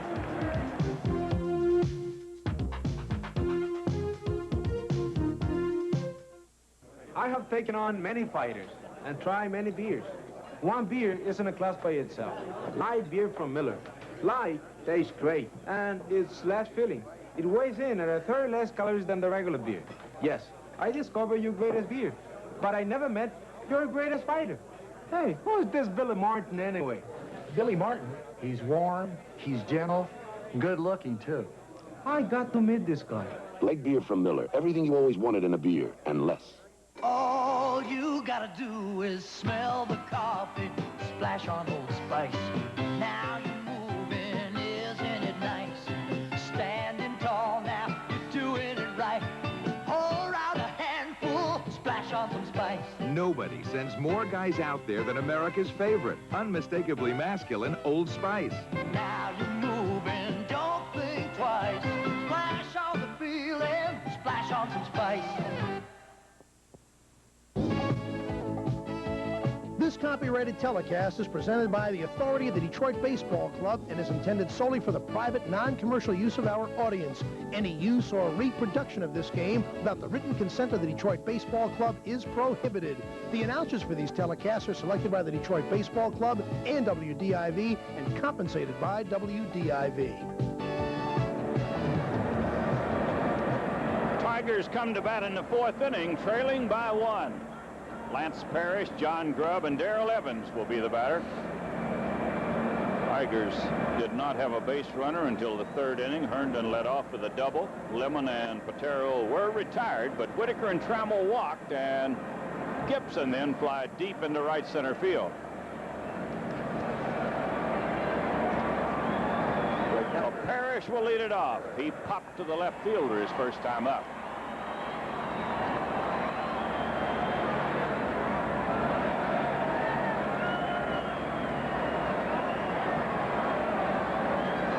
Pitch from Blyleven. It's a ball.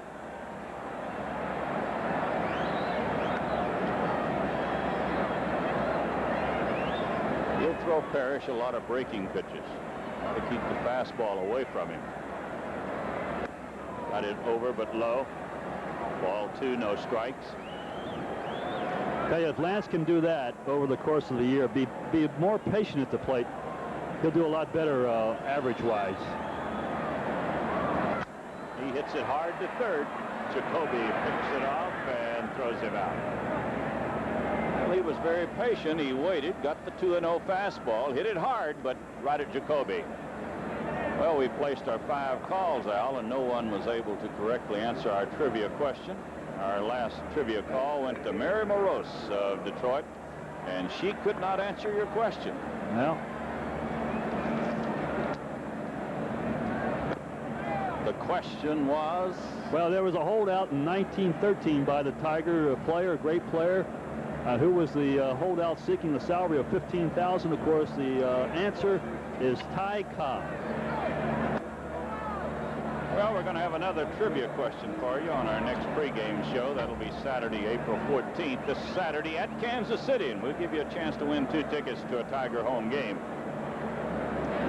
John Grubb takes a strike at the knees.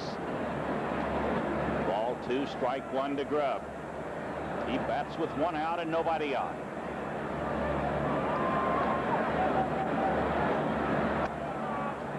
Ooh, good fastball, but low. Ball 3. I was looking at Blyleven's record in spring training. He pitched in 6 games, 31 innings.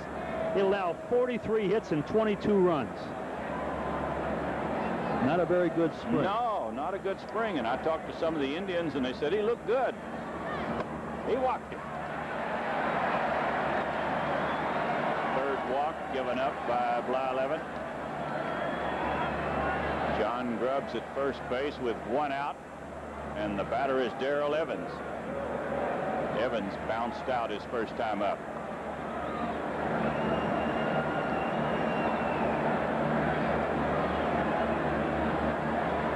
They'll try to keep the ball away from Evans. Of course, his history is he's been a pull hitter all throughout his career, and they'll try to keep the ball down and away, hoping to get a ground ball. 1 strike to Darrell. Tigers have only 1 hit. That was a double by Herndon. They've had 4 base runners, 3 walks given up by Blyleven.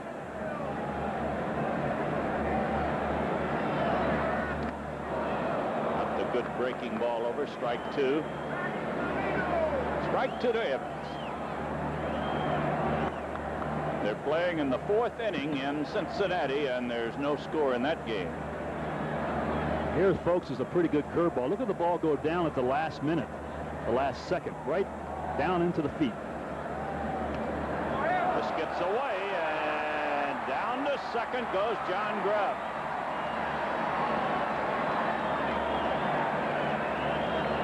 Mike Bando might have been crossed up on the pitch. Ball hit on the edge of his mitt, as you see right here, and just bounces away. I tell you what I think he did. He got his elbow locked in between his legs, and he couldn't get his glove down in time. Usually when you cross up, you're crossed up with a fastball. If you're looking for a breaking ball and he throws a fastball, then you can't react. But when you're looking for a fastball, a catcher should be able to react to a breaking pitch. 1 ball, 2 strikes to Evans. And a drive into right field. It's going to be in for a base hit. Here's John Grubb coming in, the throw to the plate, and he'll score the tying run. Darrell Evans lines it into right, and John Grubb comes in to score. Oh, big RBI. He gets them even again. Now the Tigers are all pepped up, and they figure, well, we hit the ball hard, and we couldn't get any hits. Now all of a sudden we got a walk and a base hit, and this will get the Tigers all charged up now. And you see the ball loop down the right field line, hit rather well, but Vukovic playing Evans more towards right center. The one bad thing, Evans could have tried to go to second base to help cut the ball off, but good base, big base hit by Evans. Larry Herndon had a double his first time up, and he takes it outside. We are tied at 1 in the 4th inning. Pass ball becomes very important.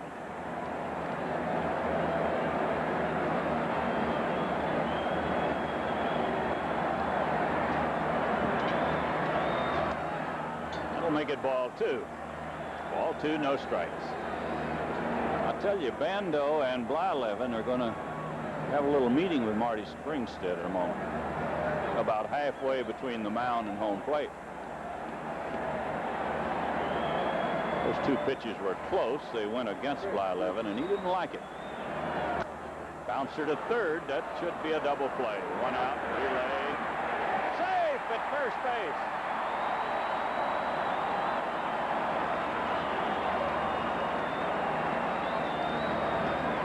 ball took a high hop at third, which sort of destroys the rhythm of the third baseman to make the double play right there. Yeah, he had to take one little extra step, and Herndon does a great job of really busting it down to first base. Look at it from the other angle, and safe on a very close play at first base. Jim McKean, the umpire, at first base. Chester Lemon, the batter. And a curve outside. Excuse me. I was going to say, we could see an attempted steal here. Herndon still have a pretty good speed. If they can guess and get the breaking ball, he possibly could steal a base. Lemon flied to center field his first time up. And he fouls this one away. Boy, he had a good pitch to hit.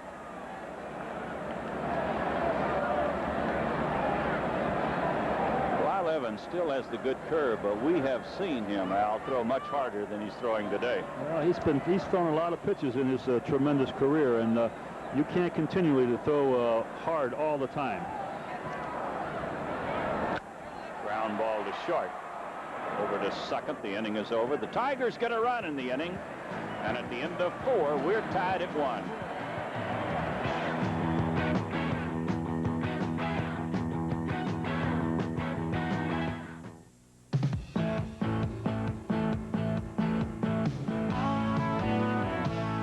Where I come from, folks stand proud and tall. They'll look you right in the eye. A place where pride is worth a whole lot more than money can buy. Where people care about their family. Where laughter's sincere. Where your word is your word. A friend's a friend and Miller's the beer. Miller's made the American way. Born and brewed in the USA. Just as proud as the people who are drinking it today. Miller's made the American way. Miller contains no additives, no preservatives. Miller Beer. Purity you can see, quality you can taste. Miller's made the American way. They said you can't buy quality carpet for $4.99. That's not true. They said you can't find famous brands at $4.99. That's not true. They said you can't get good carpet selection at $4.99. And that's not true either. Just this week, all these famous brands, a huge carpet selection, is sale price just $4.99. New York Carpet World's warehouse realignment sale has sculptures, Saxonies, plushes. The entire lot is $4.99. Whatever style you want, it's here and it's a bargain. $4.99 till Wednesday night at New York Carpet World. Here come the Indians in a 1-1 ball game in the 5th inning. They got a run in the first inning on a double by Franco and a single by Mel Hall. The Tigers got one in the 4th inning on a walk to John Grubb, a pass ball, and then a single by Darrell Evans.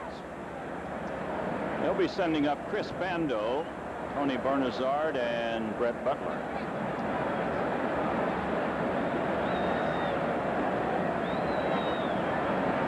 And a strike to Bando. He drew a walk his first time up.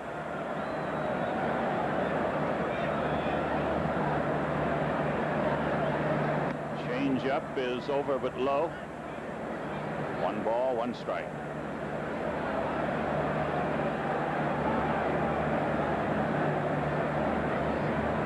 And the pitch from Morris. A strike, good let-up pitch, and it's 1 ball, 2 strikes to Bando. 5th inning at Tiger Stadium on opening day. And about what you would expect with Blyleven and Morris pitching, a 1-1 ball game. And he strikes him out. 6 strikeouts for Morris and 3 in a row.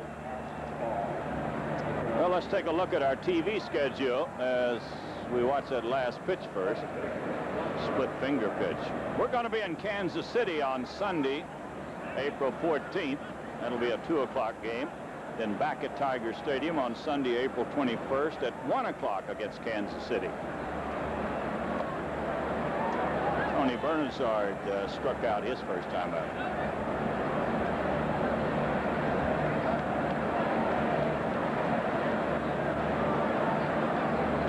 And he pops it foul and out of play. Well, the old weatherman predicted last night that we would have some snow flurries late in the day, and he didn't want to disappoint anybody. So we're getting a light flurry of snow at the moment. Just a few.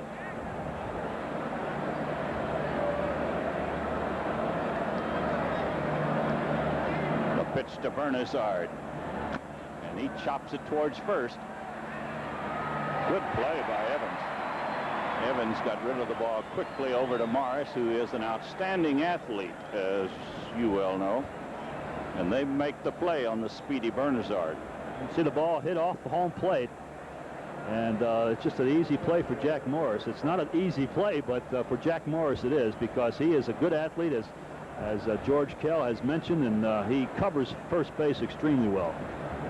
So with 2 outs and nobody on, the batter is Brett Butler.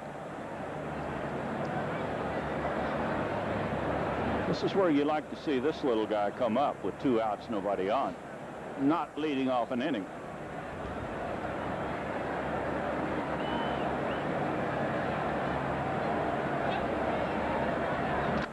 Fly ball to center. Chester Lemon coming hard. He'll pick it off, and the inning is over.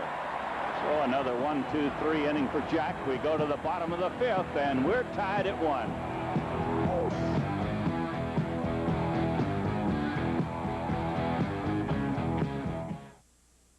Everyone knows that one healthcare company has been the leader for over 45 years. The one with the caring card that's recognized everywhere. Blue Cross and Blue Shield of Michigan. Looking for an HMO? Only one is a local member of a statewide network. Ours. The one with personal physicians and private practice. Healthcare Network. Blue Cross and Blue Shield or Healthcare Network. Whichever you choose, you just can't lose.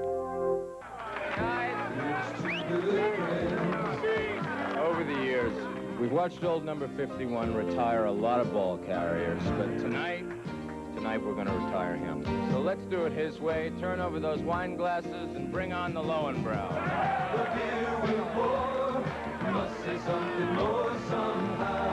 Just remember, if you guys start messing up, I'm coming back. Let it be Lowenbrow. The look is lean and trim. The car is Cavalier. From today's Chevrolet. The well-honed power of a 2-liter electronically fuel-injected engine. The instinctive agility of front drive, Cavalier. It has the look and the performance for today's America. This is today's Chevrolet. Chevrolet announces low 8.8% financing for a limited time on all-new Chevy Cavaliers. Well, we got a dandy going here on opening day in Detroit. Tigers won, the Indians won. Chris Patero will lead it off in the 5th inning, followed by Whitaker and then Trammell. Jack Morris gave up 2 hits in the 1st inning, good for a run. He has not allowed a hit since. Blyleven has given up 2 hits, but one of those led to a run. There's a strike to Patero. Chris struck out his first time up. Juan Berenguer throwing in the Tiger bullpen. And believe me, this is just for exercise. I was going to ask you about that. Juan is the type of guy, he's not going to get a chance to pitch very, very much in the first 3 weeks of the season. There's a base hit in the left by Pataro. Chris Pataro gets his first hit in the major leagues, and that gets a big reaction. And you don't think this kid is not taking a big sigh of relief? That takes a lot of pressure off of you, getting that first base hit. You see Blyleven, the sportsman that he is, throwing the first base hit of Chris over to the bat boy, and he'll keep that. And I'll tell you what, he got a hit off a pretty good pitcher.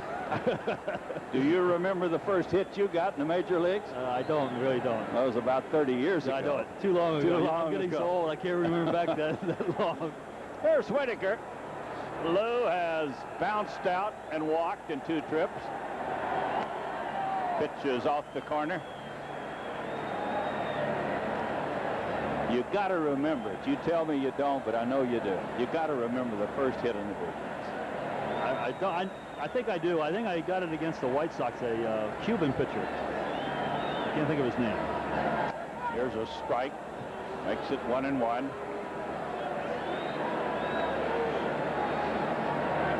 ball, 1 strike to Whitaker. You have a good hitter at the plate, and you don't want to take the bat out of his hand, but somehow you have to get the man to second base.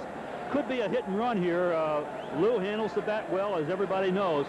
Patero has decent speed, not great speed, but decent speed, and somehow they got to get him down to second base.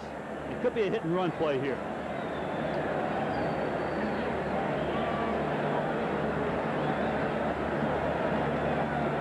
They give Lou a big hole between first and second, and when he makes up his mind, he can pull the ball. There goes the runner, and he hits it foul. Boy, he had the right idea. Bernazard went over to cover. A ground ball in that direction would have been a base hit. Normally in the late innings, maybe 8th or 9th inning, you would say bunt him over, but this early you can keep the inning going. Lou, a good hitter. You see the snow coming down a little harder now. 1 ball, 2 strikes. There he goes again. Throw to second, and he's safe. Out! He overslid the bag. Well, the young man stole second and then overslid the bag. Oh, that's tough now. Yeah, you got to hang on to the bag. Yeah, he just slides too late. He beats the play easily. You can see that. And he goes too far. Durwood right on the play and makes the call. Good call by the umpire. You can see there, he beats it. He just slides too late into the bag. Pitch outside, and it's ball 3 to Whitaker. Ball 3, strike 2 to Lou. And the payoff pitch. Bouncing ball wide at third, and a base hit for Whitaker. Once the ball got by Jacoby, they didn't have a chance to get Lou. We're going to pause right here, Tim.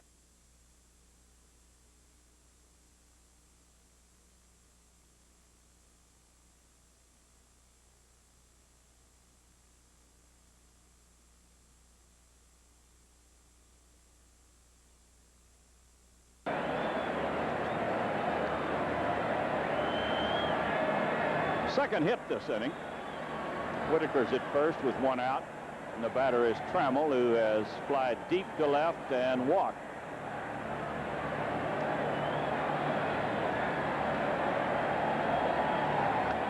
And a strike. At the fastball over to Trammell. Well, the weatherman doesn't have to get so exuberant. He promised snow flurries, and we're getting a pretty good snowstorm at the moment. It's got to be a little distracting for the hitters also. You're getting all that flying in front of your face, and you have to have great concentration right about now, because you cannot afford to take your eye and your mind off of that baseball.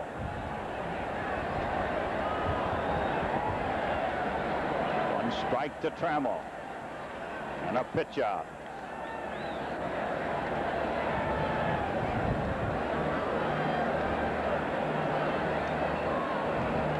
Hit one deep, very deep into left field his first time up, and the wind brought it back where Mel Hall made a leaping catch at the top of the barrier.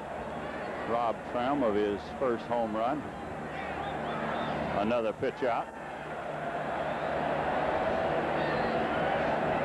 Well, if they try it one more time, you're in pretty good shape, but I doubt very seriously whether Pat Corrales will attempt to call 3 pitch outs in a row.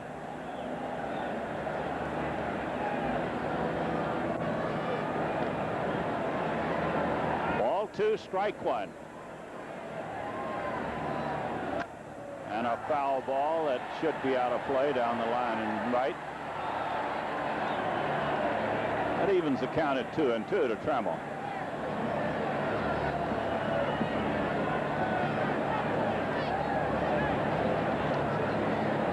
Yankees got a run. They lead Boston 1-0 at the end of 2. Texas and Baltimore, no score at the end of 2. Toronto at Kansas City, no score at the end of 1. Other games in the American League. Ball 2, strike 2 to Trammell.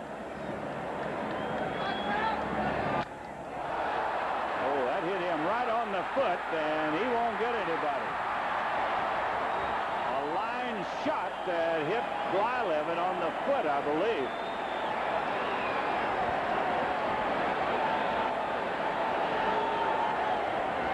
Let's see where it hit him. Well, I tell you, it's a good pitch. You can see on the outside corner. Got him on a knee. Knee, it sure did. And I tell you, they're going to take a look at him. They have started their bullpen to work. You know, a lot of times when you get hit on that knee or any part of the leg, you sort of favor it, and sometimes you can come up with a sore arm. Dizzy Dean did that, I believe, back in quite a few years ago, where he pitched with a bad leg and hurt his arm. And you see two pitchers, Waddell, 54, and Jeffcoat, 46, warming up for Cleveland. But they're going to give him a chance to throw and make sure that everything is okay.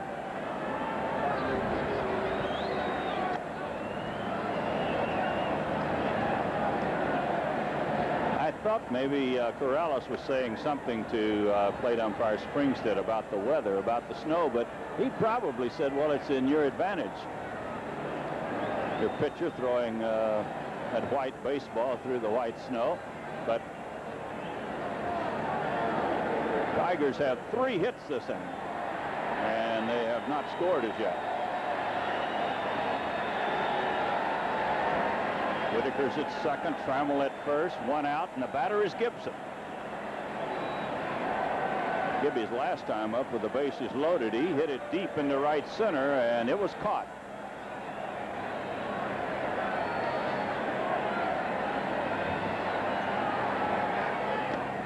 Is over. Strike 1 to Gibson.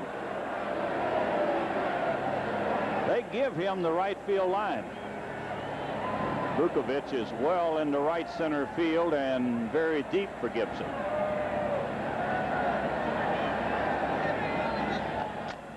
He hit him right on the fist, and Gibby dribbles it back to the pitcher. Runners move up, and with 2 outs, it'll be up to Parrish.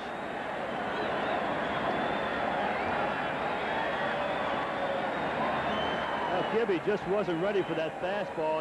They threw a breaking pitch that hit the outside corner, and it looked like Gibby said to himself, I'm going to look out over the plate, and he threw a fastball inside, and he still swung at it and hit it on the handle, broke his bat.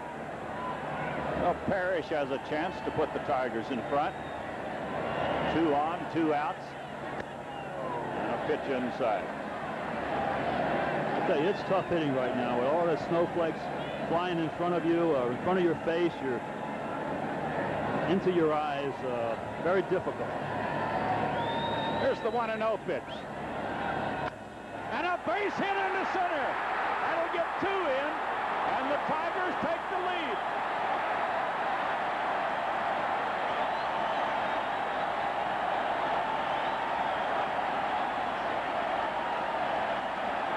They sit up the middle. They were giving Lance Parrish the whole center of the field. Shortstop pulled well over to in the hole in left field. Take a look at it again. Fastball down the middle of the plate. Looked like they wanted the ball inside. Nobody around the base hit. Second baseman came closer to it than anybody. The batter is John Grubb, and John takes a strike. Johnny Grubb has walked today and scored the first Tiger run. A single by Parrish, driving in 2, and the Tigers lead by 2. Tigers have 4 hits this inning.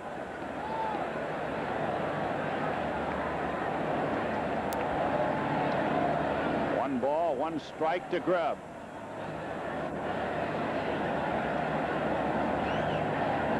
Ball 2.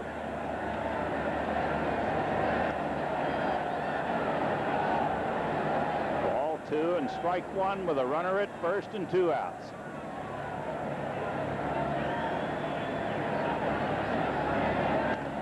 Foul tip that hits Marty Springstead on the foot. And the count goes even at 2-2. Tigers have 6 hits, 4 of those coming this inning.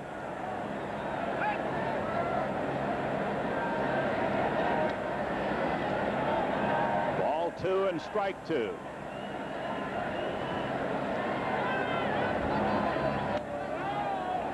The out. Full count to Grubb.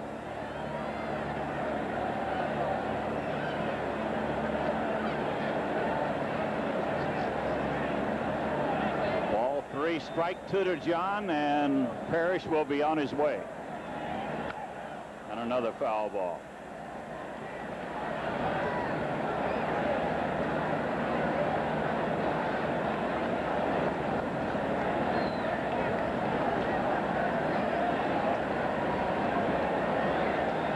We'll do it again as Blyleven looks in to get the sign and the payoff pitch.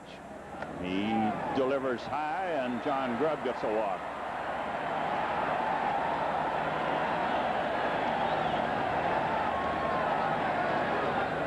Fourth walk given up by Blyleven. And here comes Pat Corrales. That might mean a left-handed pitcher, Al. Yeah, Jeffcoat has been warming up, and of course Evans got the first big hit of this ball game for the Detroit Tigers, driving in the first run. They might want to make a change. You can see Jeffcoat, the left-hander. I don't know whether Pat personally whether or not he's going to ask Blyleven, but you can see Blyleven a little disappointed, didn't even look Corrales in the face, and went to the going to the dugout. So they're going to bring in Jeffcoat, a left-hander, probably just to pitch the one batter. Evans the only left-hander coming up in this situation. Of course, now it makes Sparky Anderson whether or not he wants to respond and bring a right-handed hitter in place of Evans. But so far, nobody has come out of the dugout. Well, the Tigers lead it by a score of 3-1, and we're going to take time out for this message. Have you tried Toronto lately? If you didn't have a reason before, has Holiday Inn got a reason for you this weekend? Try Toronto for $59 Canadian. Try it, taste it, feel it, see it, laugh it, love it. Current exchange rates are in your favor. Now more than ever, your U.S. dollar is worth more. More shows, more clubs, more dining, more shopping, more excitement, more of Toronto that starts with your weekend at the downtown Holiday Inn in the heart of Toronto. Remember, our special $59 a night Canadian rate means $43 or less U.S. for a twin-bedded room this Friday, Saturday, or Sunday. Turn this weekend into something wonderful. Make it a holiday with Holiday Inn Toronto. These rooms are available while they last. Call now to reserve yours. Call 1-800-HOLIDAY. Don't miss this special offer to enjoy Toronto this weekend. Call 1-800-HOLIDAY. Ask for our bargain break rate. Holiday Inn Hotel, downtown Toronto.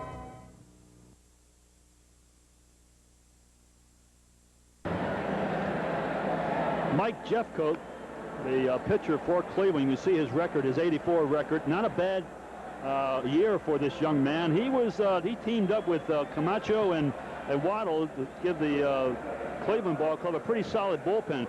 He appeared in 65 games, but he is used very similar to Bill Scherer of the Tigers. He comes in to get one hitter out and then gives it back to the bullpen. Garbe is going to pinch hit for Darrell Evans. Barbaro Garbe will bat for Evans with 2 on and 2 outs. And he taps it towards third base, an easy play for Jacoby, and the inning is over. But the Tigers get 2 runs on 4 hits, strand a couple, and at the end of 5, Tigers 3, Cleveland 1.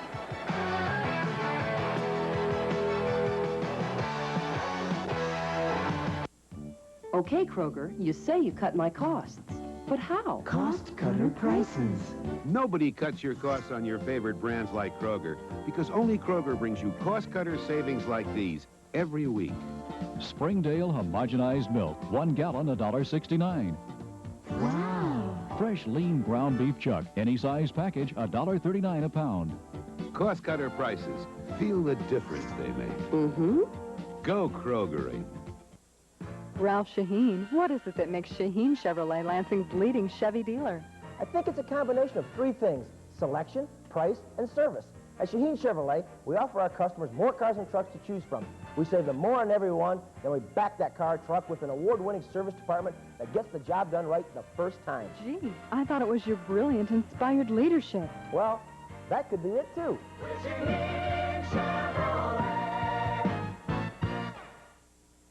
They said you can't buy quality carpet for $4.99. That's not true. They said you can't find famous brands at $4.99. That's not true. They said you can't get good carpet selection at $4.99. And that's not true either. Just this week, all these famous brands, a huge carpet selection, is sale price just $4.99. New York Carpet World's warehouse realignment sale has sculptures, Saxonies, plushes. The entire lot is $4.99. Whatever style you want, it's here and it's a bargain. $4.99 till Wednesday night at New York Carpet World.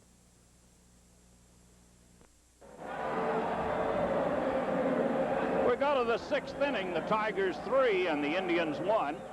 They'll be sending up Franco, Mel Hall, and Joe Carter against Jack Morris. And here's Barbaro Garbe, who was the pinch batter for Evans, and he stays in the game to play first base.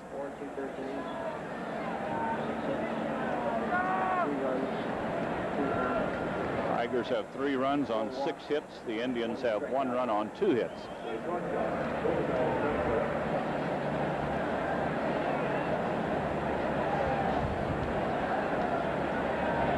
Franco had a double and scored a run in the 1st inning. Then he walked in the 3rd inning. He goes for a big, slow curveball. Morris has pulled the string exceptionally well today.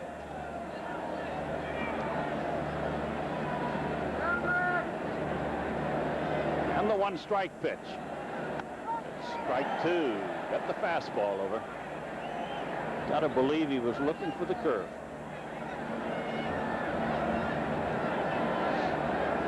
Two strikes to Franco.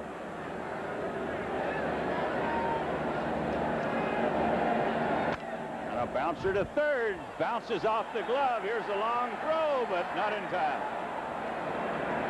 Pataro tried to flag it down. It skipped off his glove over to Trammell, and it'll be a base hit for Julio Franco. We'll take a look at the play again. The only thing I see wrong, tough play. I think with 2 strikes, he possibly should have been playing back a little bit further.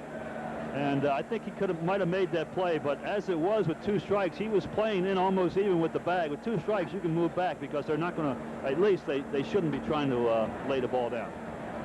There's Mel Hall, who had a single to drive in the Indian run. And he hits it foul out of play. Yeah, they're going to have to help the kid, Al. Somebody's going to have to move him around, back, in, over. And he was playing in extremely close with 2 strikes on Franco. Maybe trying to protect his arm. He doesn't have that great throwing arm, and maybe moving him in to try to make the throw. He throws reasonably well, but he doesn't have the great throwing arm like a Marty Castillo. 1 strike to Mel Hall. And he hits it high in the air into right center field. No collision. They almost come together out there, but Lemon finally waved Gibby away.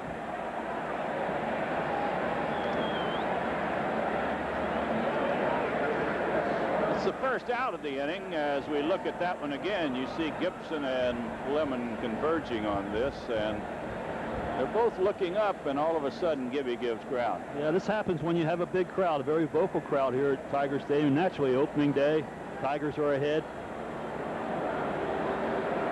Joe Carter bunts, and it's foul. It's not a bad play by the big guy. No way. Because you're anticipating that he's going to, your 4th hitter in the lineup, and possibly going for the home run. They see the 3rd baseman's back, and lay one down. Now he's got the 3rd baseman moved in a little bit, and you got a chance to drive the ball by him. 1 strike to Joe Carter. He struck out in the 1st inning, then he hit into a double play when Whitaker made an outstanding play on him his 2nd time up. Really took the Indians out of a big inning in the 3rd inning. 2 on, 1 out, and Carter hit one hard through the middle. And Whitaker just turned it into a double play. And Jack Morris got away with a pitch that he didn't want to throw. He threw a high pitch, and he was talking to Lance Parrish. Yeah, I know, I've got to get the ball down. He's ahead of the big guy with a strike 2 count.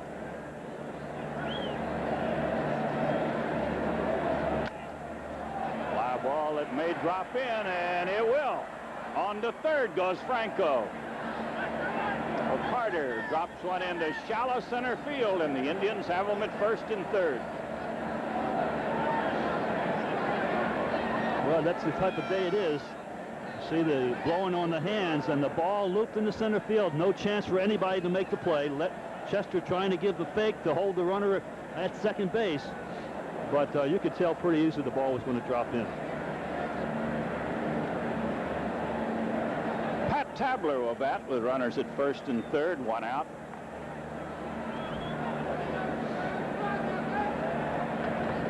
Tabler's 0 for 2. He's bounced to third, then he flied to center field.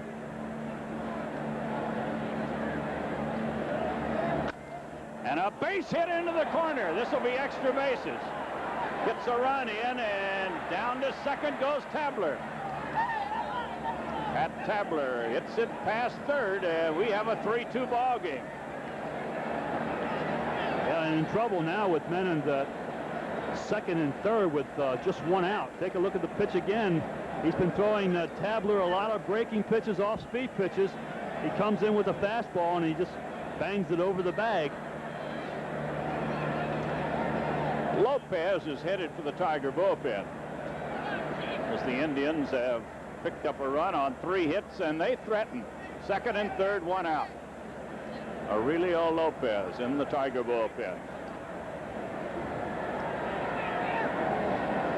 This started with an infield single by Franco. Mel Hall flied to center.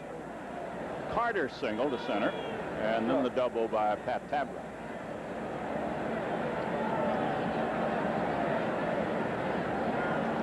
Jack Morris will battle with Brooke Jacoby. Jacoby has bounced to short and struck out in 2 trips. And he fouls it away. Tigers 3, Indians 2 in the 6th inning. And Morris trying to pitch out of a jam.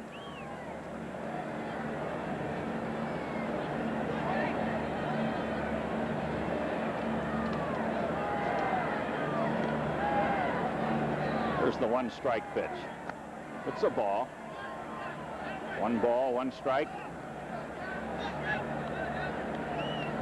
Well, they're giving up a run with the infield playing back with the exception of third and first base. So shortstop, second base are back. And the 1-1 pitch to Jacoby. Hit the center field. That'll get a run in. Lemon will make the catch and the throw to the plate, but not in time. So Jacoby does his job. He drives it into center, and we have a 3-3 ball game.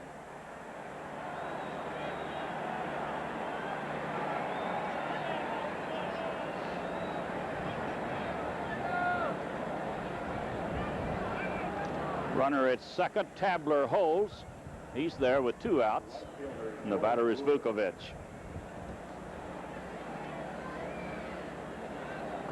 Tony Armas getting off to another good start. He has a home run for the Red Sox today. They're tied 2-2 with the Yankees. Where are they playing that game? New York or Boston? In Boston.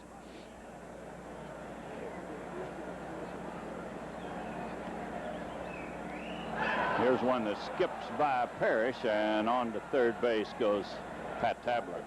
It'll be a wild pitch charged against Morris. Chuck Waslick informed us that they had to shovel 4 inches of snow off the field in Boston to start the ball game.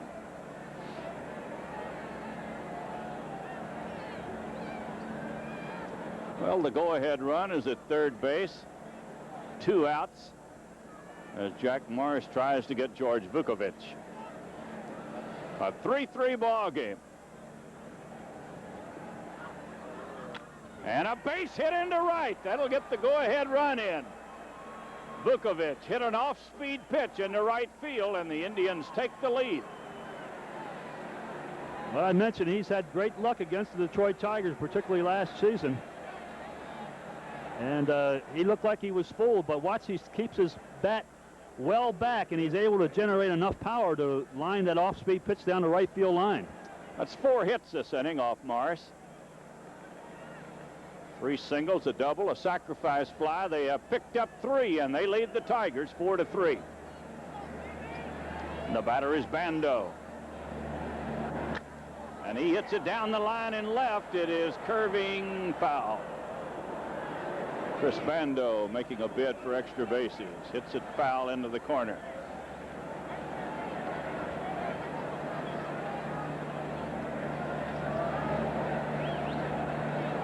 Tigers got 2 in the 5th inning to take the lead 3-1. The Indians have scored 3 here in the 6th. And they lead the Tigers 4-3.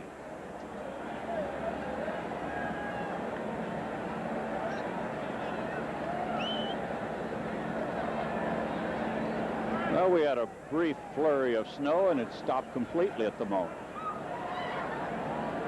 There's a strike. Strike 2 to Bando.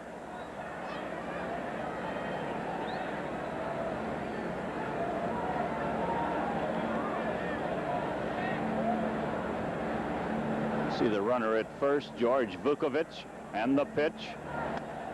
Outside, makes it 1-2.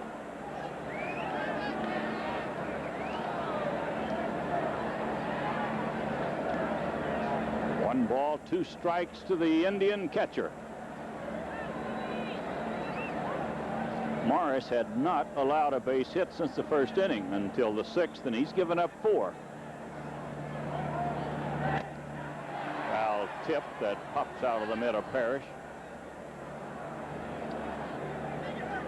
Still a ball and 2 strikes.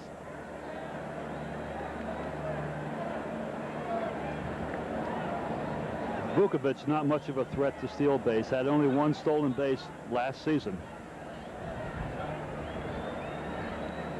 Morris gets ready on the 1-2 pitch. There goes the runner to second, and he's going to steal it. That was the delay steal. It was that. Delay steal is when you wait until the ball crosses home plate, and then you hope that the catcher laxes behind the plate and the second baseman or shortstop does not cover in time. And that's exactly what happened. So a stolen base for Vukovic, and the count goes even at 2-2 to Bando.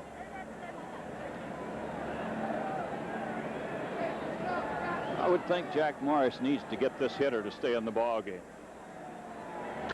And he will. A fly ball to left. Herndon will move in under it. But they get 3 in the inning. And at the end of 5.5 innings of play, the Indians 4 and the Tigers 3.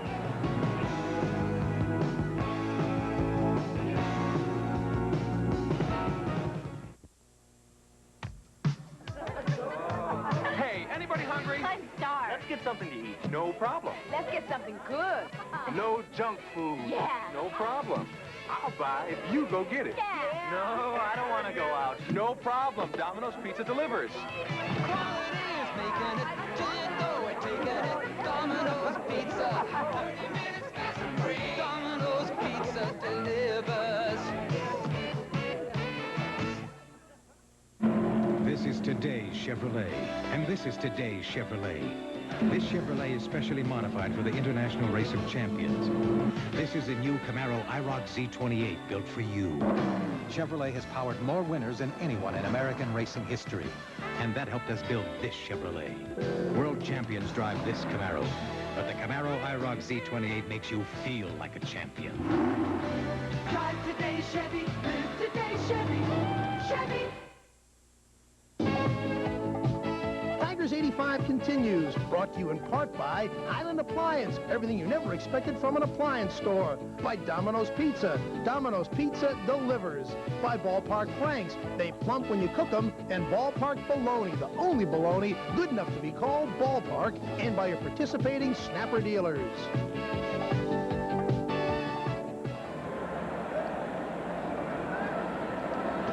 Well, we have a new pitcher for Cleveland, Tom Waddell, pitching for Cleveland. Had a good year for the Cleveland Ball Club in '84, a record of 7 wins and 4 losses. You see there with 6 saves.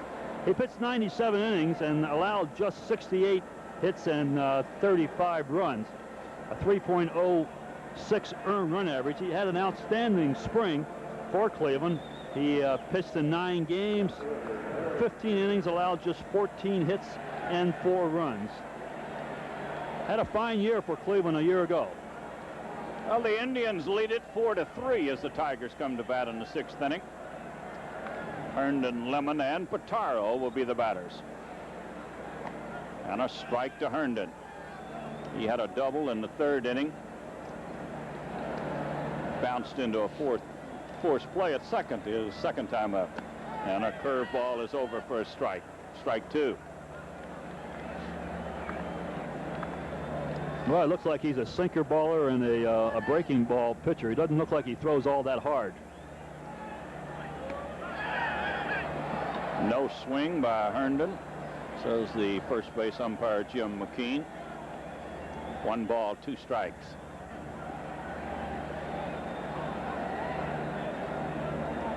Larry had the first Tiger hit. That was a double in the 3rd inning.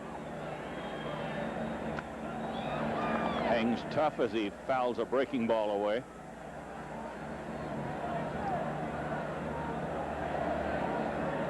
Well, the wind has shifted. It's blowing straight from left field into home plate at the moment. And a fly ball, towering fly to center. Brett Butler camps under it. And there's 1 out. Herndon is out on a fly to center, and the batter will be Chet Lemon. Well, after each televised Tiger victory, Al and I will be announcing the light beer player of the game. And the winner will have $100 donated in his name to the Children's Hospital of Detroit by the Miller Brewing Company. Here's Chester, 0 for 2 today. And a strike. 1 strike to Lemon. We're in the 6th inning. Cleveland 4, the Tigers 3.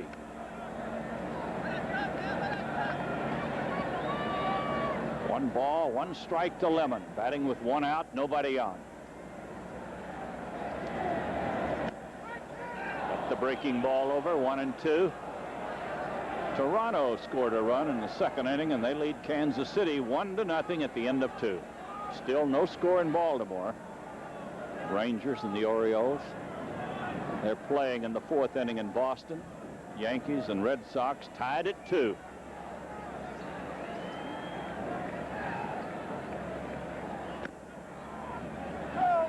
Count goes even at 2-2 to Lemon.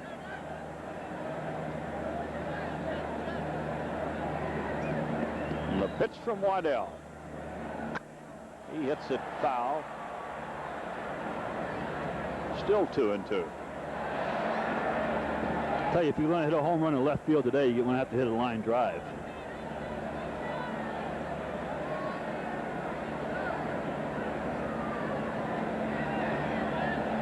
Ball 2, strike 2. And a drive to right field, right straight at Vukovic. Lemon hit the ball well, but straight at Vukovic for out number 2.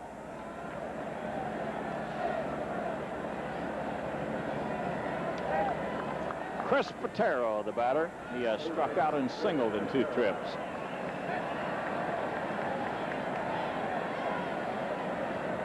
Pat Corrales comes up on the edge of the dugout step, moves his outfielders around to left field.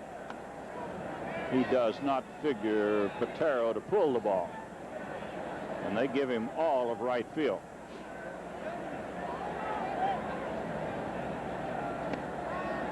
Ball 2, no strikes. Well, Chris had 14 home runs in Double-A ball at Birmingham last season. He foul tips it away. Ball 2, strike 1. They're having a delay in Cincinnati. More than likely some snow at Riverfront Stadium over there. They had played 3 innings.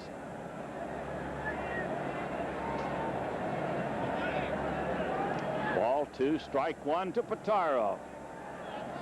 And another foul ball.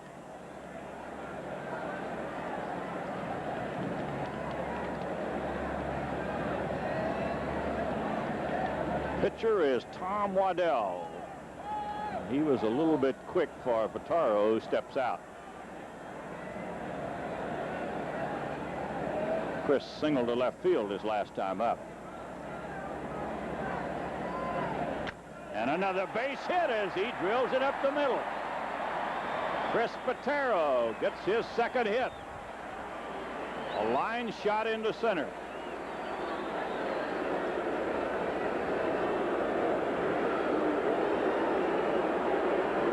Good piece of hitting by Chris. 2 strikes on him, trying to protect the plate. Hits the ball hard past the pitcher.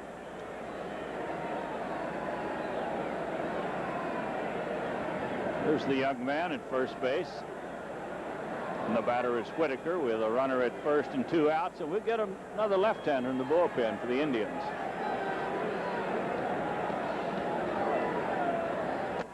Pitch outside to Lou. Whitaker's had a hit, a walk, and a bounce out. And the bounce out was sharply hit, picked off by Bernazard.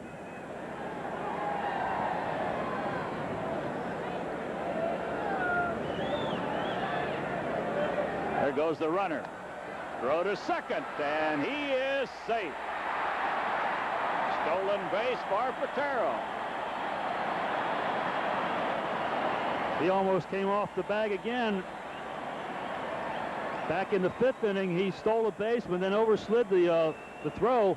And you can see there, he almost overslides it again. He's going to have to go straight in and just try to pop up instead of trying those hook slides. Yeah, he might have came off the bag. Like he's sliding a bit late. I'm trying to find number 38, who is down in the bullpen throwing. He must be a non-roster player. 1 ball, 1 strike to Whitaker with a tying run at second. And a curve inside. Ball 2, strike 1.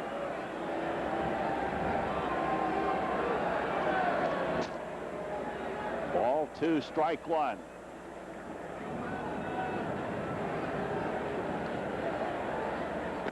Ball 3.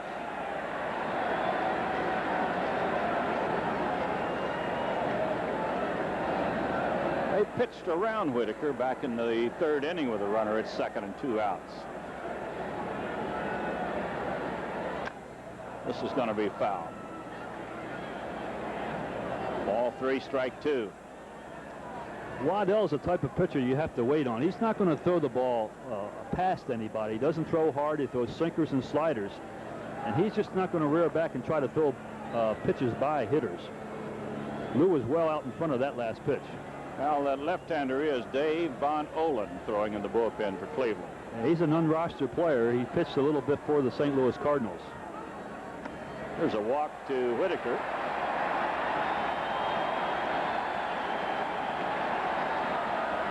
So a single, a stolen base, and a walk. The Tigers have them at first and second with 2 outs as we look at Pat Corrales. And the batter will be Alan Trammell. Trammell's had a base hit and a walk today and has flied deep to left field.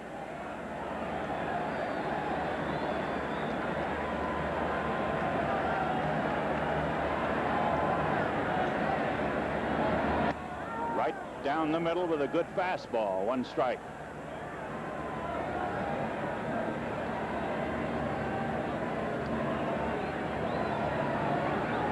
Tom Waddell is ready.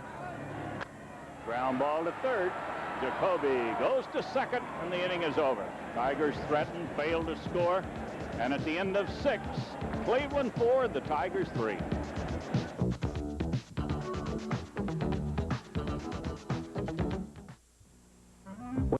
Are you looking for something a little extra in your car stereo system, like separate bass and treble, or digital readout, or an amplifier, or built-in equalizer? Well, stop in at the House of Car Stereo and check out the new 1985 line of Spark-O-Matic. During this sale, you can pick out a system for as little as $99.95 and receive free 1 set of speakers and a totally professional installation at no charge. The House of Car Stereo and Spark-O-Matic for $19.85. Also, radar detectors, alarm systems, and cruise controls installed free at the House of Car Stereo. The IRA for all seasons from FB Annuity with competitive interest rate earnings. Tax defer up to $4,000 of family income if both spouses work. The short and long-term guarantees that only a dependable insurance company can provide. With professional insurance counsel in your home at your convenience. A retirement income you can't outlive. Season after season. Farm Bureau Insurance Group, making your future a little more predictable. Have you ever noticed that sometimes the best you can do is settle for second best?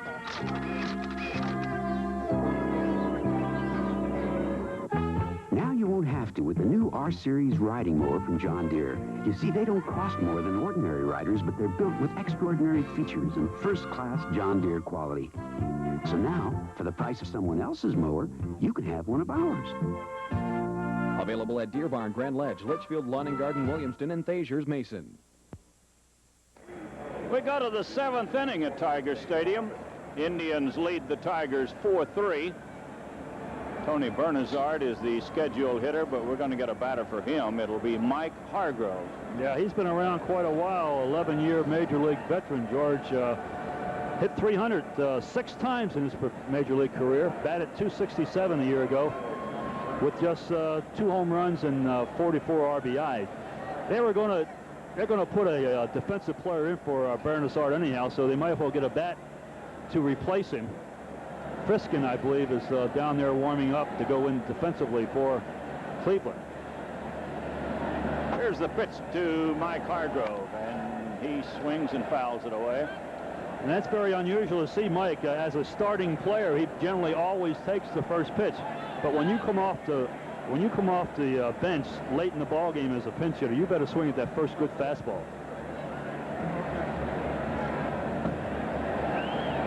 Jack Morris delivers, and a fly ball to center. Lemon is there, and there's 1 out. So Hargrove out number 1 in the 7th inning, and the batter will be Brett Butler.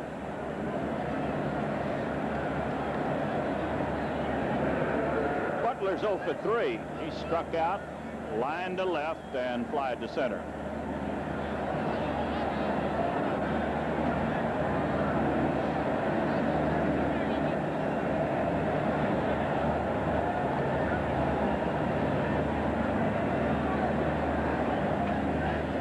Nobody on, 7th inning. And the pitch is high. Tigers got 2 to break a 1-1 deadlock, and then the Indians came right back with 3 in the 6th to go back in front. 4-3. They had led 1-0 at one time. It's ball 2 to Butler. Indians scored first in the 1st inning. Tigers tied it in the 4th. Got 2 in the 5th. Indians got 3 in the 6th inning.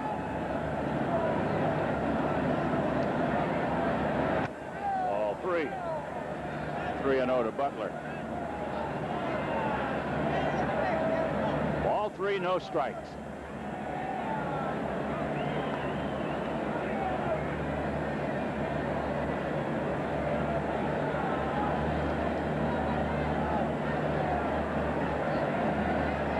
Morris delivers right down the middle. Ball 3, strike 1. Morris gave up a run on 2 hits in the 1st inning, did not allow a hit until the 6th. Then he gave up 4. Good for 3 runs.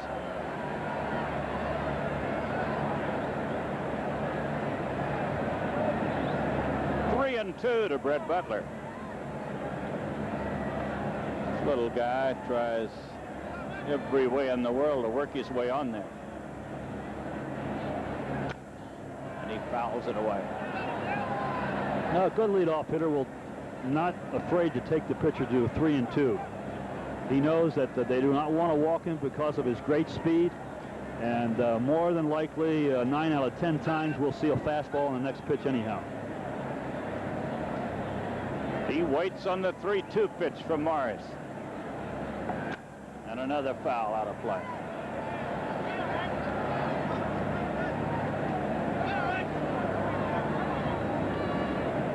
I would imagine if he does get on, he will be running whenever he wants to. They want to test Lance Parrish. They have scouts in Florida, and they know that Lance has been having some trouble with his throwing arm through most of spring, so they will test him. And another foul back to the upper deck. So Butler and Morris battle it out on a 3-2 pitch.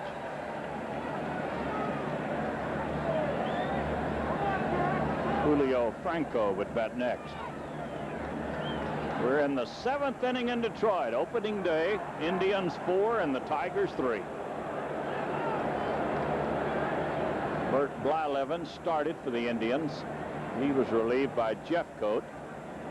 Waddell is now pitching. Jack Morris has gone all the way for the Tigers.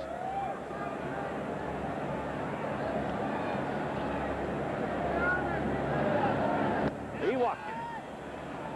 So Butler hangs tough and gets the walk. 4th walk given up by Morris. So he's at first, 1 out. And the batter is Franco.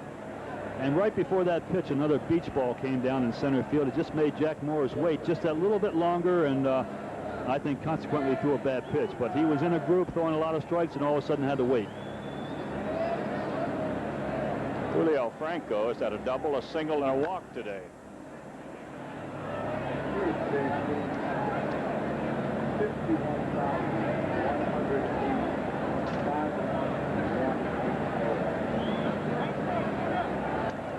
Just giving us the attendance, 51,180.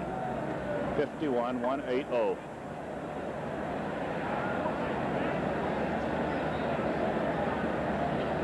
See that Franco, he is on go with the bat. Here's the pitch out and nothing happens. It was a very bad pitch out by Morris. He threw the ball down into the feet of Lance Parrish. Johnny Goro gives the signs from third base.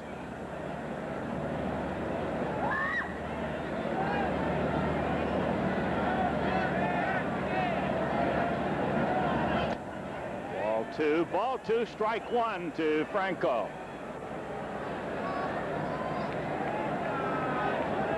He had a pop fly double in the first inning, scored a run, then he walked in the 3rd, singled and scored another run in the 6th inning.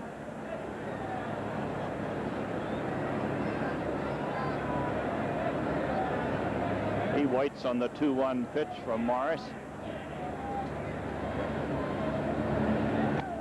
Ball 3. All 3, strike 1. Texas got a run. They lead Baltimore 1-0 at the end of 5. Boston got 2, and they lead the Yankees 4-2. That's at the end of 4. Toronto leads Kansas City 1-0 at the end of 5. Dave Steve pitching for Toronto. There goes the runner. And a walk to Franco. So 2 walks in a row here in the 7th inning, and Morris is getting in a bit of a jam. He got the first batter, Hargrove. Walked Butler, now he walks Franco, and the batter is Mel Hall. Lopez up in the bullpen again for the Detroit Tigers. Look at Lopez. Does not wear a long sleeve shirt. Whew. I wish the one he's not wearing that I had. He's from deep in Mexico where it doesn't get cold, way down deep in Mexico. Mel Hall had a single to drive in the first run of the game. And he takes it low. Jack might be getting a bit tired.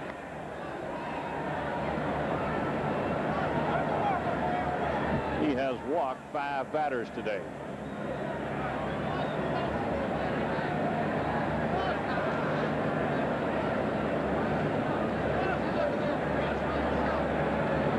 Two on, 1 out. We're in the 7th. The Indians lead by 1.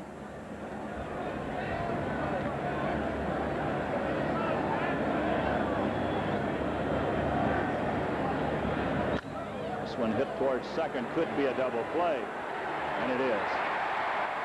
They turn the double play on Mel Hall, who bounces it down to Whitaker. We go to the bottom of the 7th. The Indians 4 and the Tigers 3.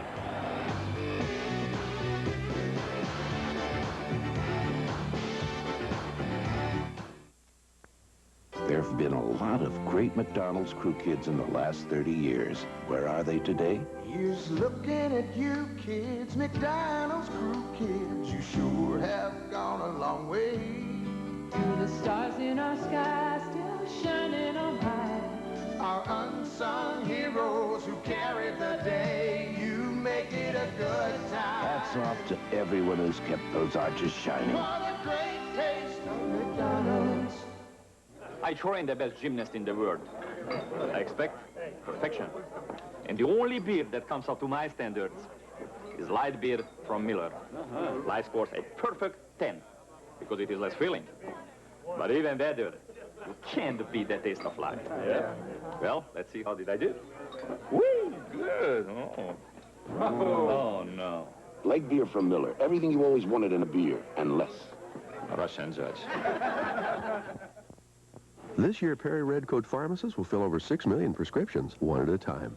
There's the pharmacist, Norman. Go ahead, ask him about your medicine. Can you take it before meals? Can you take it with aspirin? He'll tell you, Norman. Just ask. Will it upset your stomach or will it make you feel drowsy? If you forget to take it in the evening, can you take twice as much in the morning? Oh, you're doing just fine, Norman. Keep those questions coming. Your Perry Redcoat pharmacist welcomes both your prescriptions and your questions. There. Now, don't you feel better now that you've asked him?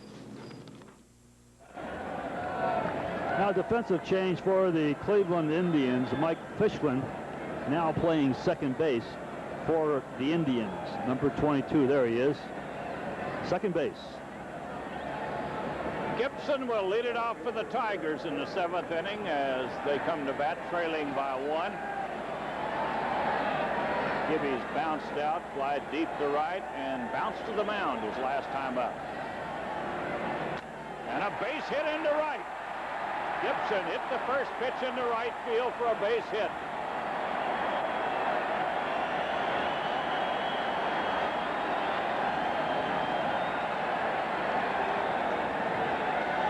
So the tying run is at first base, and the batter is Parrish. Take a look on the very first pitch. He gets a fastball up in the strike zone. He wanted to keep the ball down and away, and Gibson were able to pull the ball in the hole. Gibson has been bothered by a slight pull in his leg, but he looked like he was rounding first base rather well, so let's see if he attempts to steal a base. There's a strike to Parrish. Lance has had 1 hit today. That was a big one. He drove in 2 back in the 5th inning.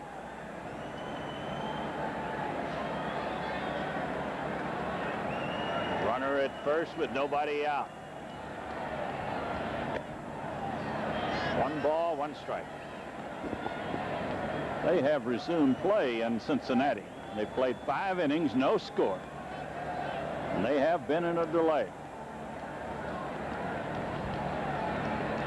1 ball, 1 strike as Waddell delivers, and a ground ball to third. It could be a double play, and it will be. Parrish hits into a double play as he hit it down to Jacoby. Double plays are a part of the game, but look at the swing. Lance pulled on the pitch, but it still swings at it, and it's an easy double play. Johnny Grubb will bat with 2 outs and nobody on.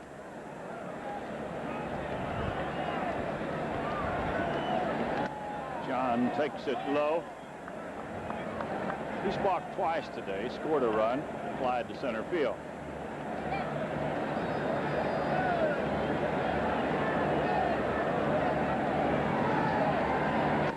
And a strike makes it 1-1.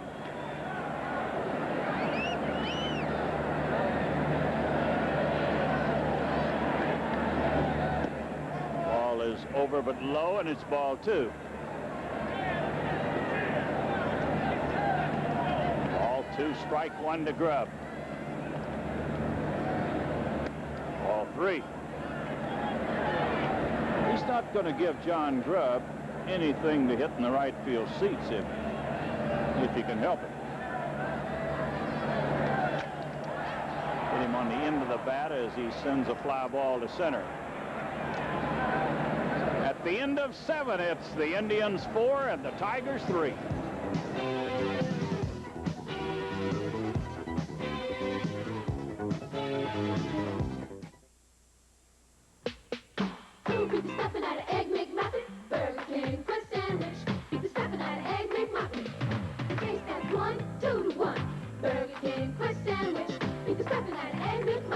Make a light, flaky croissant. Fill it with fresh scrambled eggs, cheese, and your choice of ham, bacon, or sausage. No wonder people prefer the taste of croissantwich. It tastes like 1, 2, 1. Burger King croissant sandwich. You can stuff it out of egg McMuffin. Aren't you hungry for Burger King now? Ballpark Franks plump when you cook them. Wouldn't it be nice if there were ballpark hamburgers? They'd plump too. And if there were ballpark lamb chops, they'd plump. But there aren't, so they don't. But there are ballpark Franks. They're plump full of lean beef, juicy pork, and tender veal. They do plump when you cook them. If only there were ballpark steaks. But ballpark Franks, the next best thing to ballpark everything. Around here people seem to say it all without saying a word. There are still places where you can shake a man's hand, buy him a Miller, and you've got yourself a deal. Miller's made the American way, born and brewed in the USA, just as proud as the people who are drinking it today. Miller Beer. Purity you can see, quality you can taste. Miller's made the American way. We're in the 8th inning at Tiger Stadium. The Indians 4 and the Tigers 3.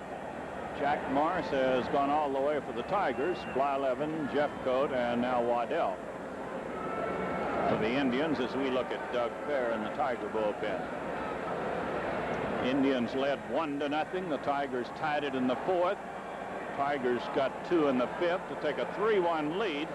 Then the Indians scored 3 in the 6th inning, and they lead 4-3. And Joe Carter will lead it off. Big Fellow's had a single and scored a run today, 1 for 3.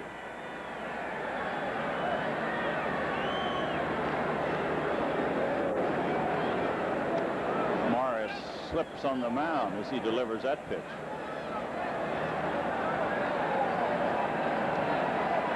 That's usually an indication with Jack that he might be getting tired, because usually he will catch his spikes in the dirt, and his legs might be getting tired on him.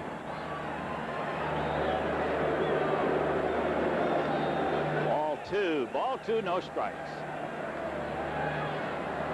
Jack has struck out 6 today, and he's walked 5, which is a bit unusual for Jack.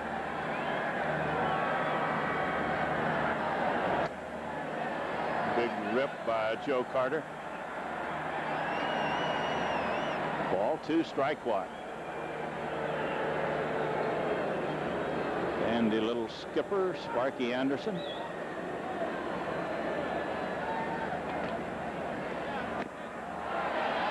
I think he foul-tipped that one into the mid of Paris. Ball 2 and strike 2.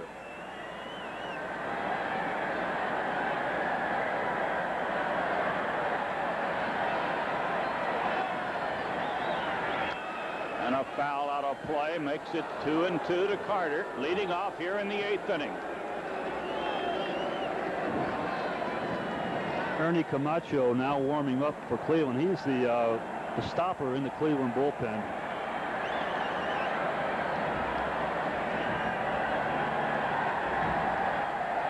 Ball 2 and strike 2. Count goes full on Carter. Jack walked 2 batters in the 7th inning. Double play ball got him out of that.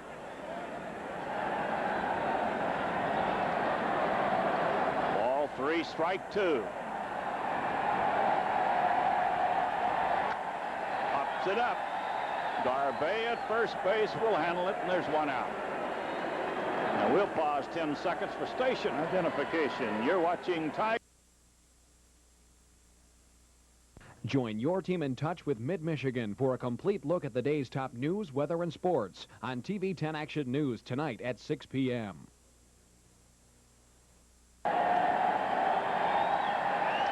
Pat Tabler is the batter. This fellow had a key hit back in the 6th inning, a double that drove in a run, set a run up, and then he scored the go-ahead run.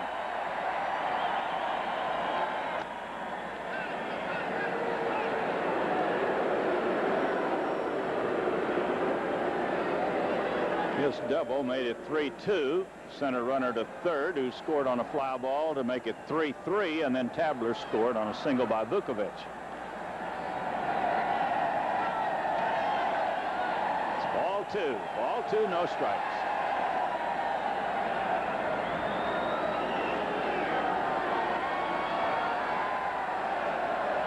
Tabler will play third base, first base, outfield, and some second base. Ball three. 3-0 to Pat Tabler. He bats with one out and nobody on.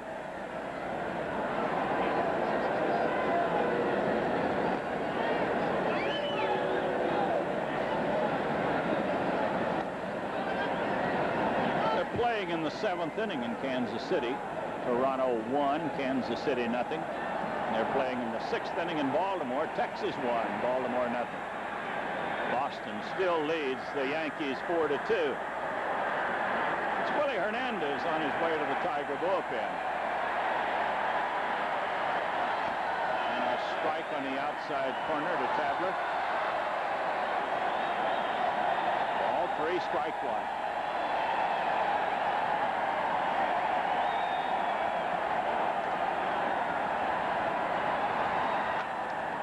Foul that makes the count 3-2.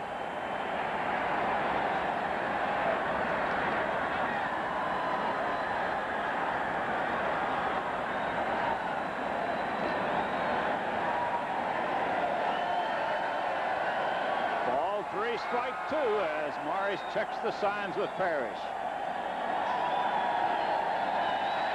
And he walked him. Tabler gets a walk. 6th walk given up by Morris.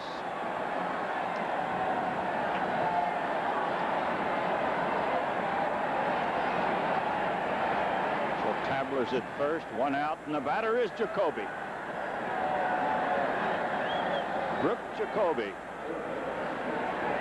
Bounced out, struck out, had a sacrifice fly that tied the ball game his last time up.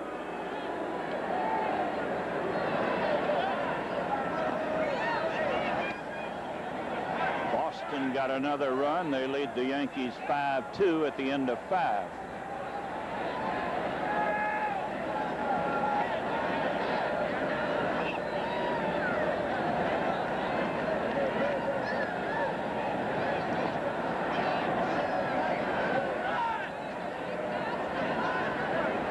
Brooke Jacoby, the batter, with a runner at first and one out. A strike makes it 1-1. Willie Hernandez is throwing in the Tiger bullpen. Lopez was throwing earlier along with Doug Bear.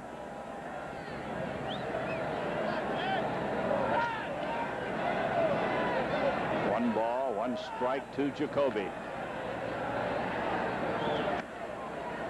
It was a changeup. He got it high. Ball two. Ball two, strike one.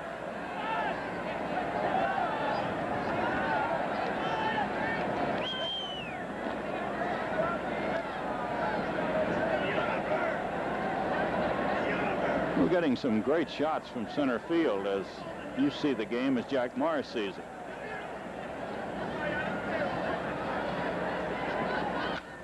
This one hit to center field. Chet Lemon is there. So Jacoby is out number 2 in the 8th inning. And the batter will be George Vukovic.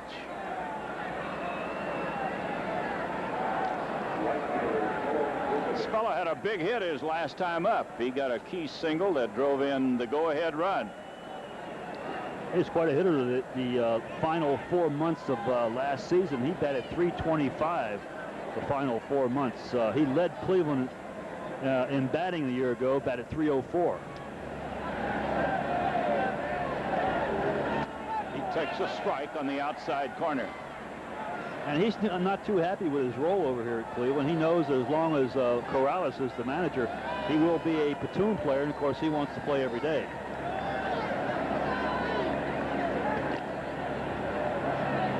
Here's the one strike pitch. And a foul back to the upper deck. Strike 2 to Vukovic. He played for Corrales in Philadelphia. Came over in the trade, and then Corrales followed him a short time later.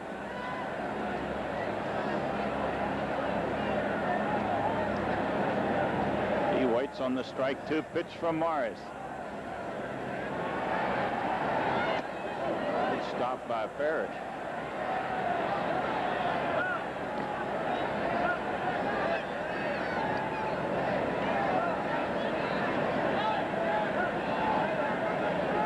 In the 8th inning, the Indians lead it by a run. They have a runner at first with 2 outs. 1 ball, 2 strikes to Vukovic. And he pops it up. Chris Patero will handle this one, and the inning is over. We go to the bottom of the 8th. Cleveland 4 and the Tigers 3.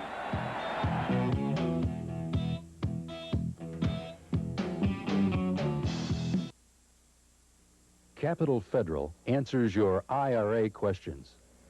I'd like to know, just how good is an IRA as an investment? The best, because your entire investment plus interest is tax deferred, and you only pay taxes on what you take out at retirement, when your tax burden is substantially less. Now that's my kind of investment. That's the IRA account at Capital Federal. Something better for your future. RC Cola can refresh, revive, renew. RC Cola can really get to you.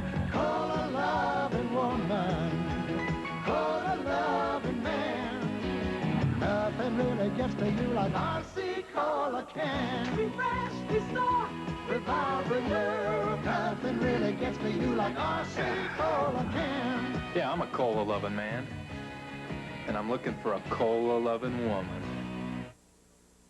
Touch the future with the incredible Canon T70. A fully automatic transport system loads, advances, and rewinds film safely and quickly. And the optional Canon 277T flash makes indoor photos a snap.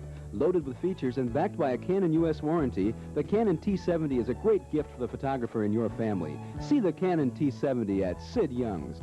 Something here for everyone. Sid Young has it for you.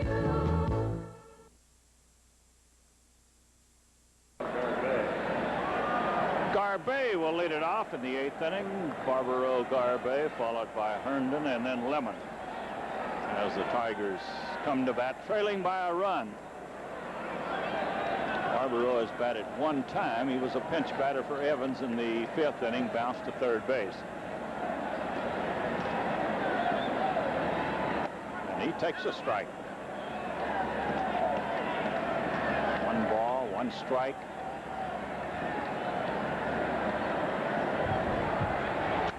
And he pops it up. Tabler will handle it. So Garbe is the first out in the 8th inning. The batter will be Larry Herndon.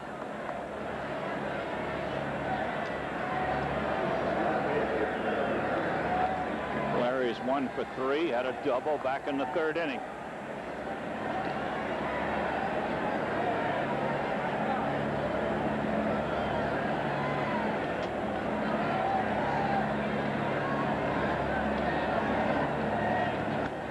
Breaking ball outside to Herndon. And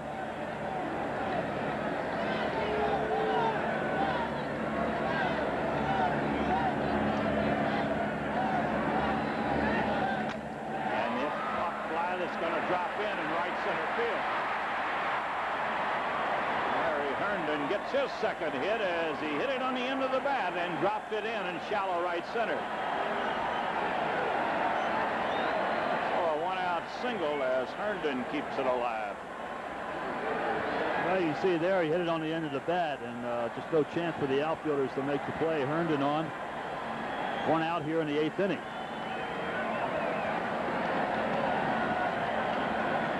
And the manager, Pat Corrales, coming out. He may want to go to his #1 man in the bullpen, Ernie Camacho, who has been warming up for quite a while. And yes, he is pointing to the bullpen. And he says, well, if I'm going to get beat, I'm going to go with the best I got. And Camacho had a fantastic year for the Indians in 1984. In fact, Corrales told Camacho the only way you're going to make the ball club if you just stop fooling around and throw nothing but fastballs. Well, we've got a pitching change with the Indians leading 4-3, and we'll pause for this message.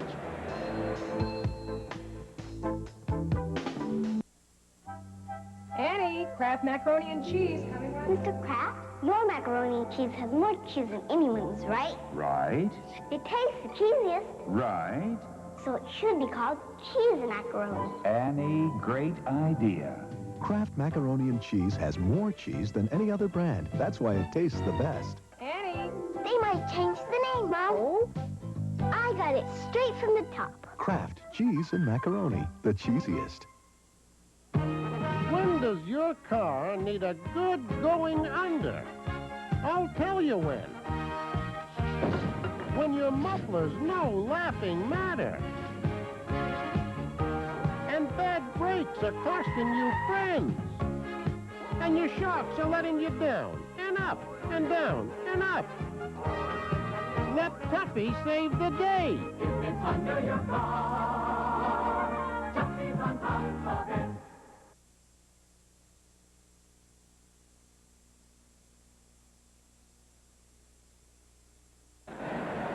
Ernie Camacho now pitching for Cleveland. You see his record there, 5 wins and 9 losses, but he recorded 23 saves a year ago, and he had not recorded any saves at all in the major leagues until last year.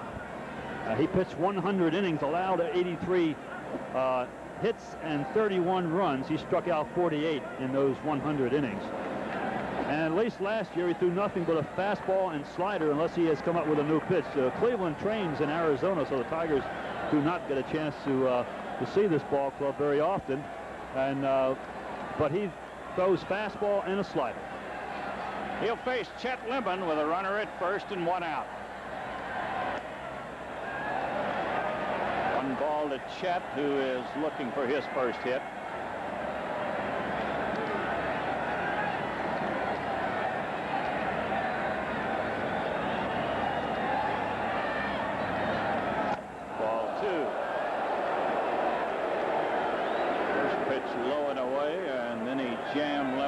Ball 2, no strikes. Take a look at the last one. Well, Chet has a tendency to lean over the plate. I think I might have to be taking the pitch here. He hasn't thrown the ball close. And he has not yet, as it's 3-0 to Lemon. Ball 3, no strikes. And Von Olen starts to throw in the bullpen again.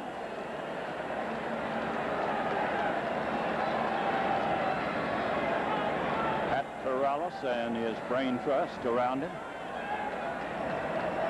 Here's the 3-0 pitch. He walks.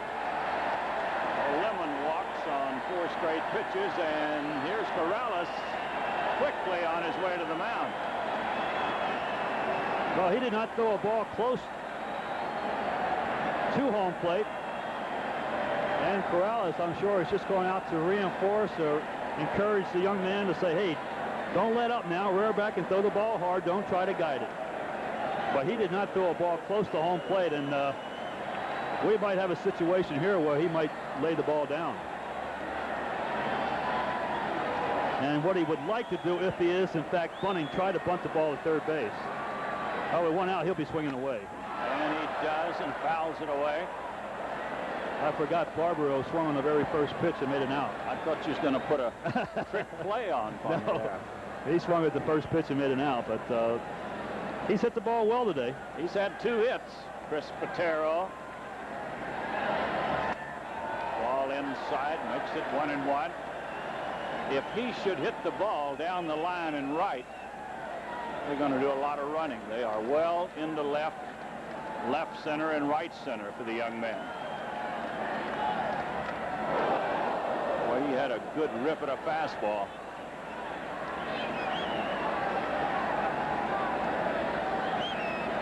One ball, 2 strikes to Pataro.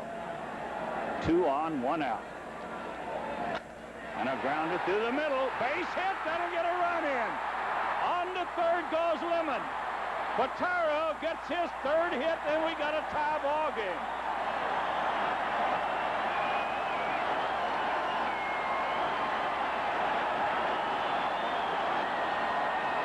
the big leagues, huh? 3 hits in the first ball game in the big leagues. A big RBI to tie the ball game.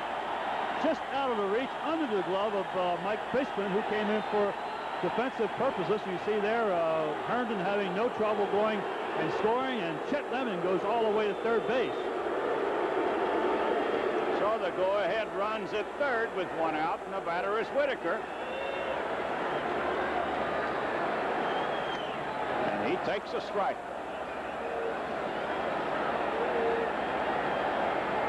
A big base hit by Patero ties the ball game. And that should get the Tigers in front as Whitaker hits it deep into center. And in to score comes Chet Lemon. Whitaker hit it a mile into center field, and the Tigers take the lead 5-4. Lou Whitaker not trying to pull the ball, trying to hit the ball straight away. Does a great job, exactly what he's wanted to do, hit the ball to the outfield. And we could have an attempt to steal here. Patero running well today, already 2 stolen bases.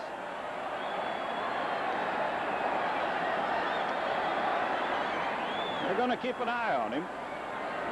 Patero had a stolen base, overslid the bag, and then in the 6th inning, he stole second. There he goes again. Trammell swings, and we've got interference. No, it's a balk. Or is it interference? Has to be interference for Allen to take the base. That's got to be interference. Bando must have touched the bat of Trammell. Let's see if we can pick it up.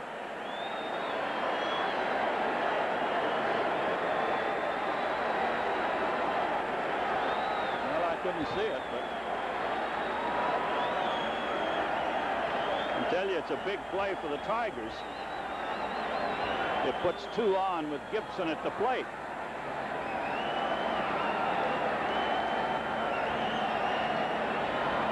And the last time Gibson batted with 2 on and Tigers leading by 1 run in the 8th inning, he hit it in the upper deck. That was in the World Series. Pat Corrales says, now don't get excited, just explain what happened.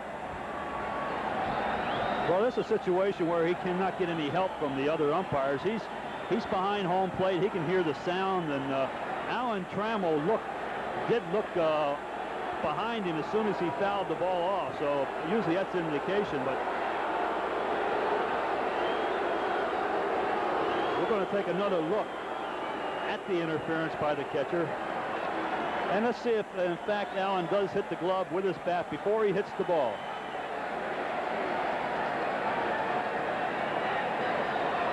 And I still could not tell from that angle. Well, Gibby will bat with runners at first and second, 2 outs. And it's over but low. 1 ball, no strikes. Tigers have scored 2 here in the 8th, and they lead it 5-4.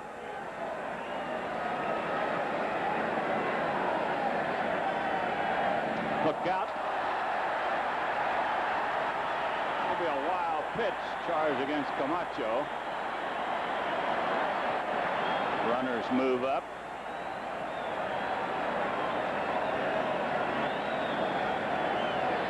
That ball was well inside, and I don't believe that he's going to get a chance to hit. No. Now that 2 men are on, a base open at first base. I would think they'd put Gibby on in this spot. They've given no indication they're going to. And Woody threw it right down the middle to Gibson, and he fouled it away. Gibby's probably thinking, what in the world? Second and third, first base open, and they came right down the middle at him. Went for a bad pitch that time, getting too anxious. Looked like it was out of the strike zone. Ball 2 and strike 2. You see Gibby a little mad at himself, talking to himself, or yelling at himself, one or the other, saying, get the ball down. Ball 2 and strike 2. Second and third with 2 outs. And he struck him out. Pulled the string on the curveball, and Gibson strikes out, but the Tigers get 2. We go to the 9th inning. The Tigers 5 and the Indians 4.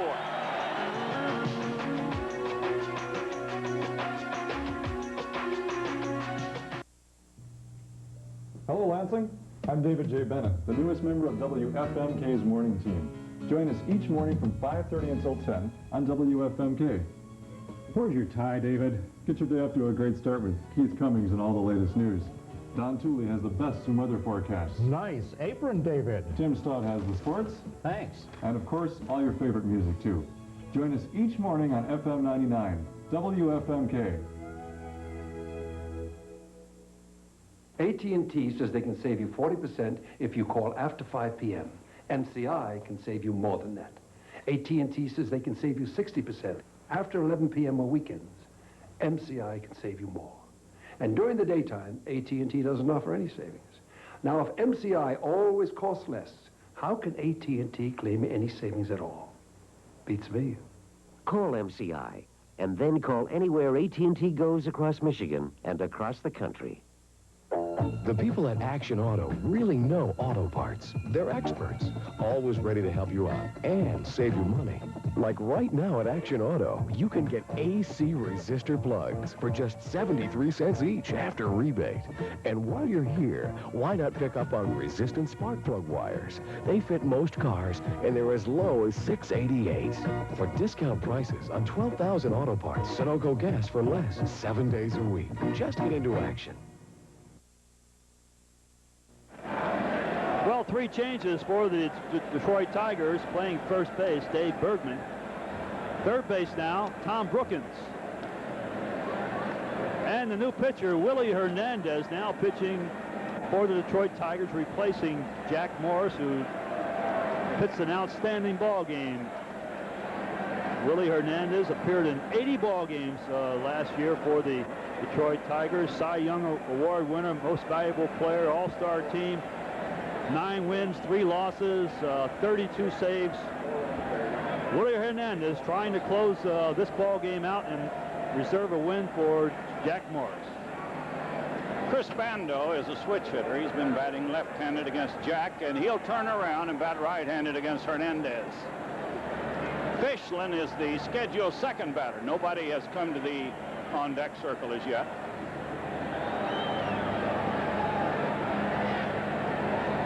Willie gets ready, and the first pitch of the 9th inning is a ball. Willie pitched 16 in the 3rd innings in spring training, allowed 18 hits. He was not real sharp, particularly with the first pitch.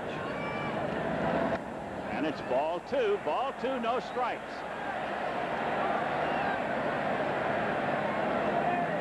Well, Benton is in the on-deck circle. He's going to bat for Fischlin. Butch Benton in the on-deck circle. Here he is. He'll bat for Fischlin. As Hernandez is trying to get the ball over to the leadoff man here in the 9th inning. Chris Bando.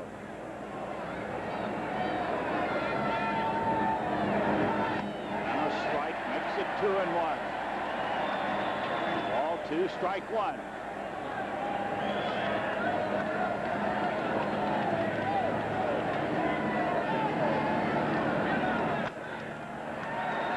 Chris hit that one on the end of the bat. Nubs it past first base. Count goes even at 2-2.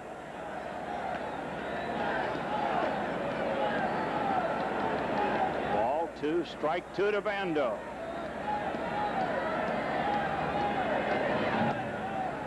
Three and 2 to the leadoff man here in the 9th. Ball 3, strike 2, as Willie Hernandez trying to save it for Jack Morris and the Tigers.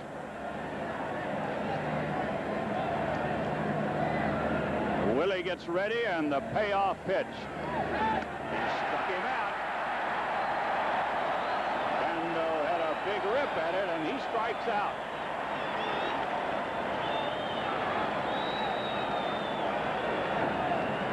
So with look at the last pitch, and looked like a fastball right in there, and Bando goes down swinging. We have Butch Benton now batting for Cleveland. Now, he played at Evansville, which is a AAA ball club. At least last year was a AAA ball club for the Tigers. He batted .280 at Evansville last year, had 6 home runs and 41 RBIs. Well, they're going to have a meeting at the mound and discuss Butch Benton at the moment. Well, Sparky's telling him the type of pitch that he thinks Benton handles the best and what they want to try to throw him. And I would imagine that they will try to keep the ball away from him. Well, it'd take a pretty good shot to hit one out of here in left field. It could be done, but the wind is blowing in strong from left field. Benton has had a couple of appearances with the New York Mets, and in '82 he had 7 at-bats for the Chicago Cubs. So Butch Benton, the batter, with 1 out, nobody on. Castillo has come into the on-deck circle. He's going to bat for Brett Butler, the next batter, scheduled batter. He threw him a curveball on the first pitch, and Benton fouls it away. Carmen Castillo in the on-deck circle. And he's an outstanding hitter against left-handed pitching, in my opinion. We're going to get a look at him in a moment. But at the moment, Hernandez working on Butch Benton. That's a good screwball. He has not been able to get that pitch over all spring. And that's such an important pitch for him because it has the hitters looking for it, and it makes his fastball even better than it is. Willie throws harder than you think, but when you get looking for an off-speed pitch, he can throw the fastball by you. Strike 2 to Benton. And another screwball. He got it right on the end of the bat.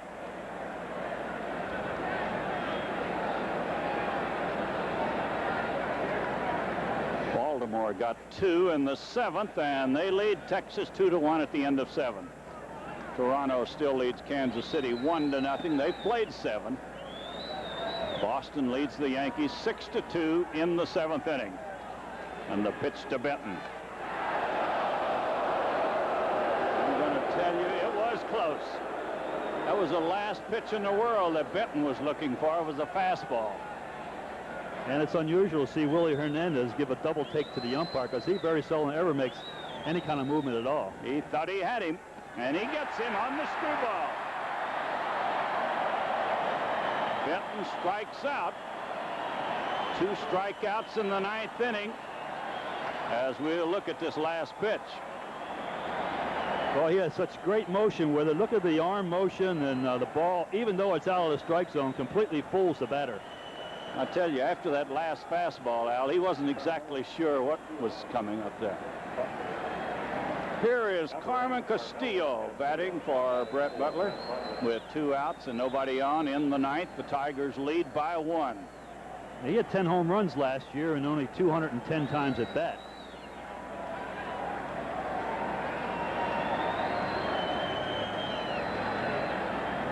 He takes a curveball. 1 strike to Castillo.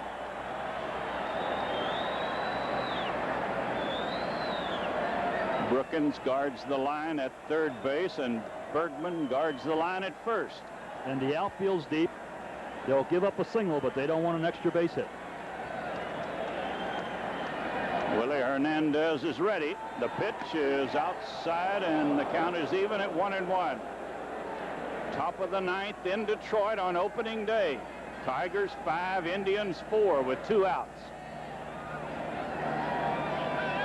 It's all up to this man, Hernandez, and Castillo. And the 1-1 pitch. It's outside, ball 2. I tell you, there's been some close pitches here in the 9th inning. Ball 2, strike 1. Jim Rice has hit a home run for Boston, along with Tony Armas. Here's the 2-1 pitch. It'll be out of play off to the right. And Willie has him set up for the strikeout. Ball 2 and strike 2. And this crowd is on its feet now, wanting the strikeout, the last pitch. Tiger Stadium. Ball 2 and strike 2 to Castillo. Oh, they got to pump up Willie as he gets ready to go. And a line drive into the corner that is foul. A foul ball in the corner. Oh, he hung a screwball right up in his eyes, Al. Got away with it. The wind, I think, sort of pushed it into foul territory. That when it first hit, it looked like it was going to be a looper over the third baseman's head. Now, Willie didn't want that screwball to hang up there.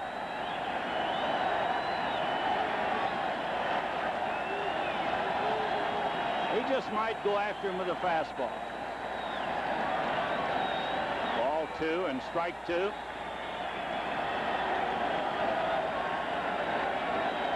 Armin Castillo waiting on the pitch, and he steps out.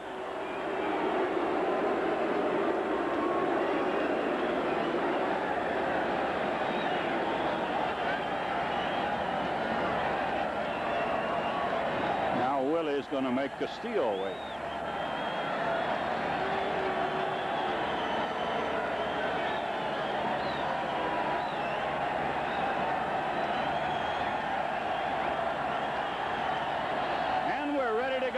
Ball 2, strike 2, and the pitch from Hernandez. He hits it slow. They're going to have to hurry to get him. Out! He got him at first base on a close play. Trammell got it over quickly, and Castillo is out on a close play. Willie Hernandez comes on in the 9th, and he gets them 1, 2, 3. Cleveland fails to score. The final score of the ball game, the Tigers.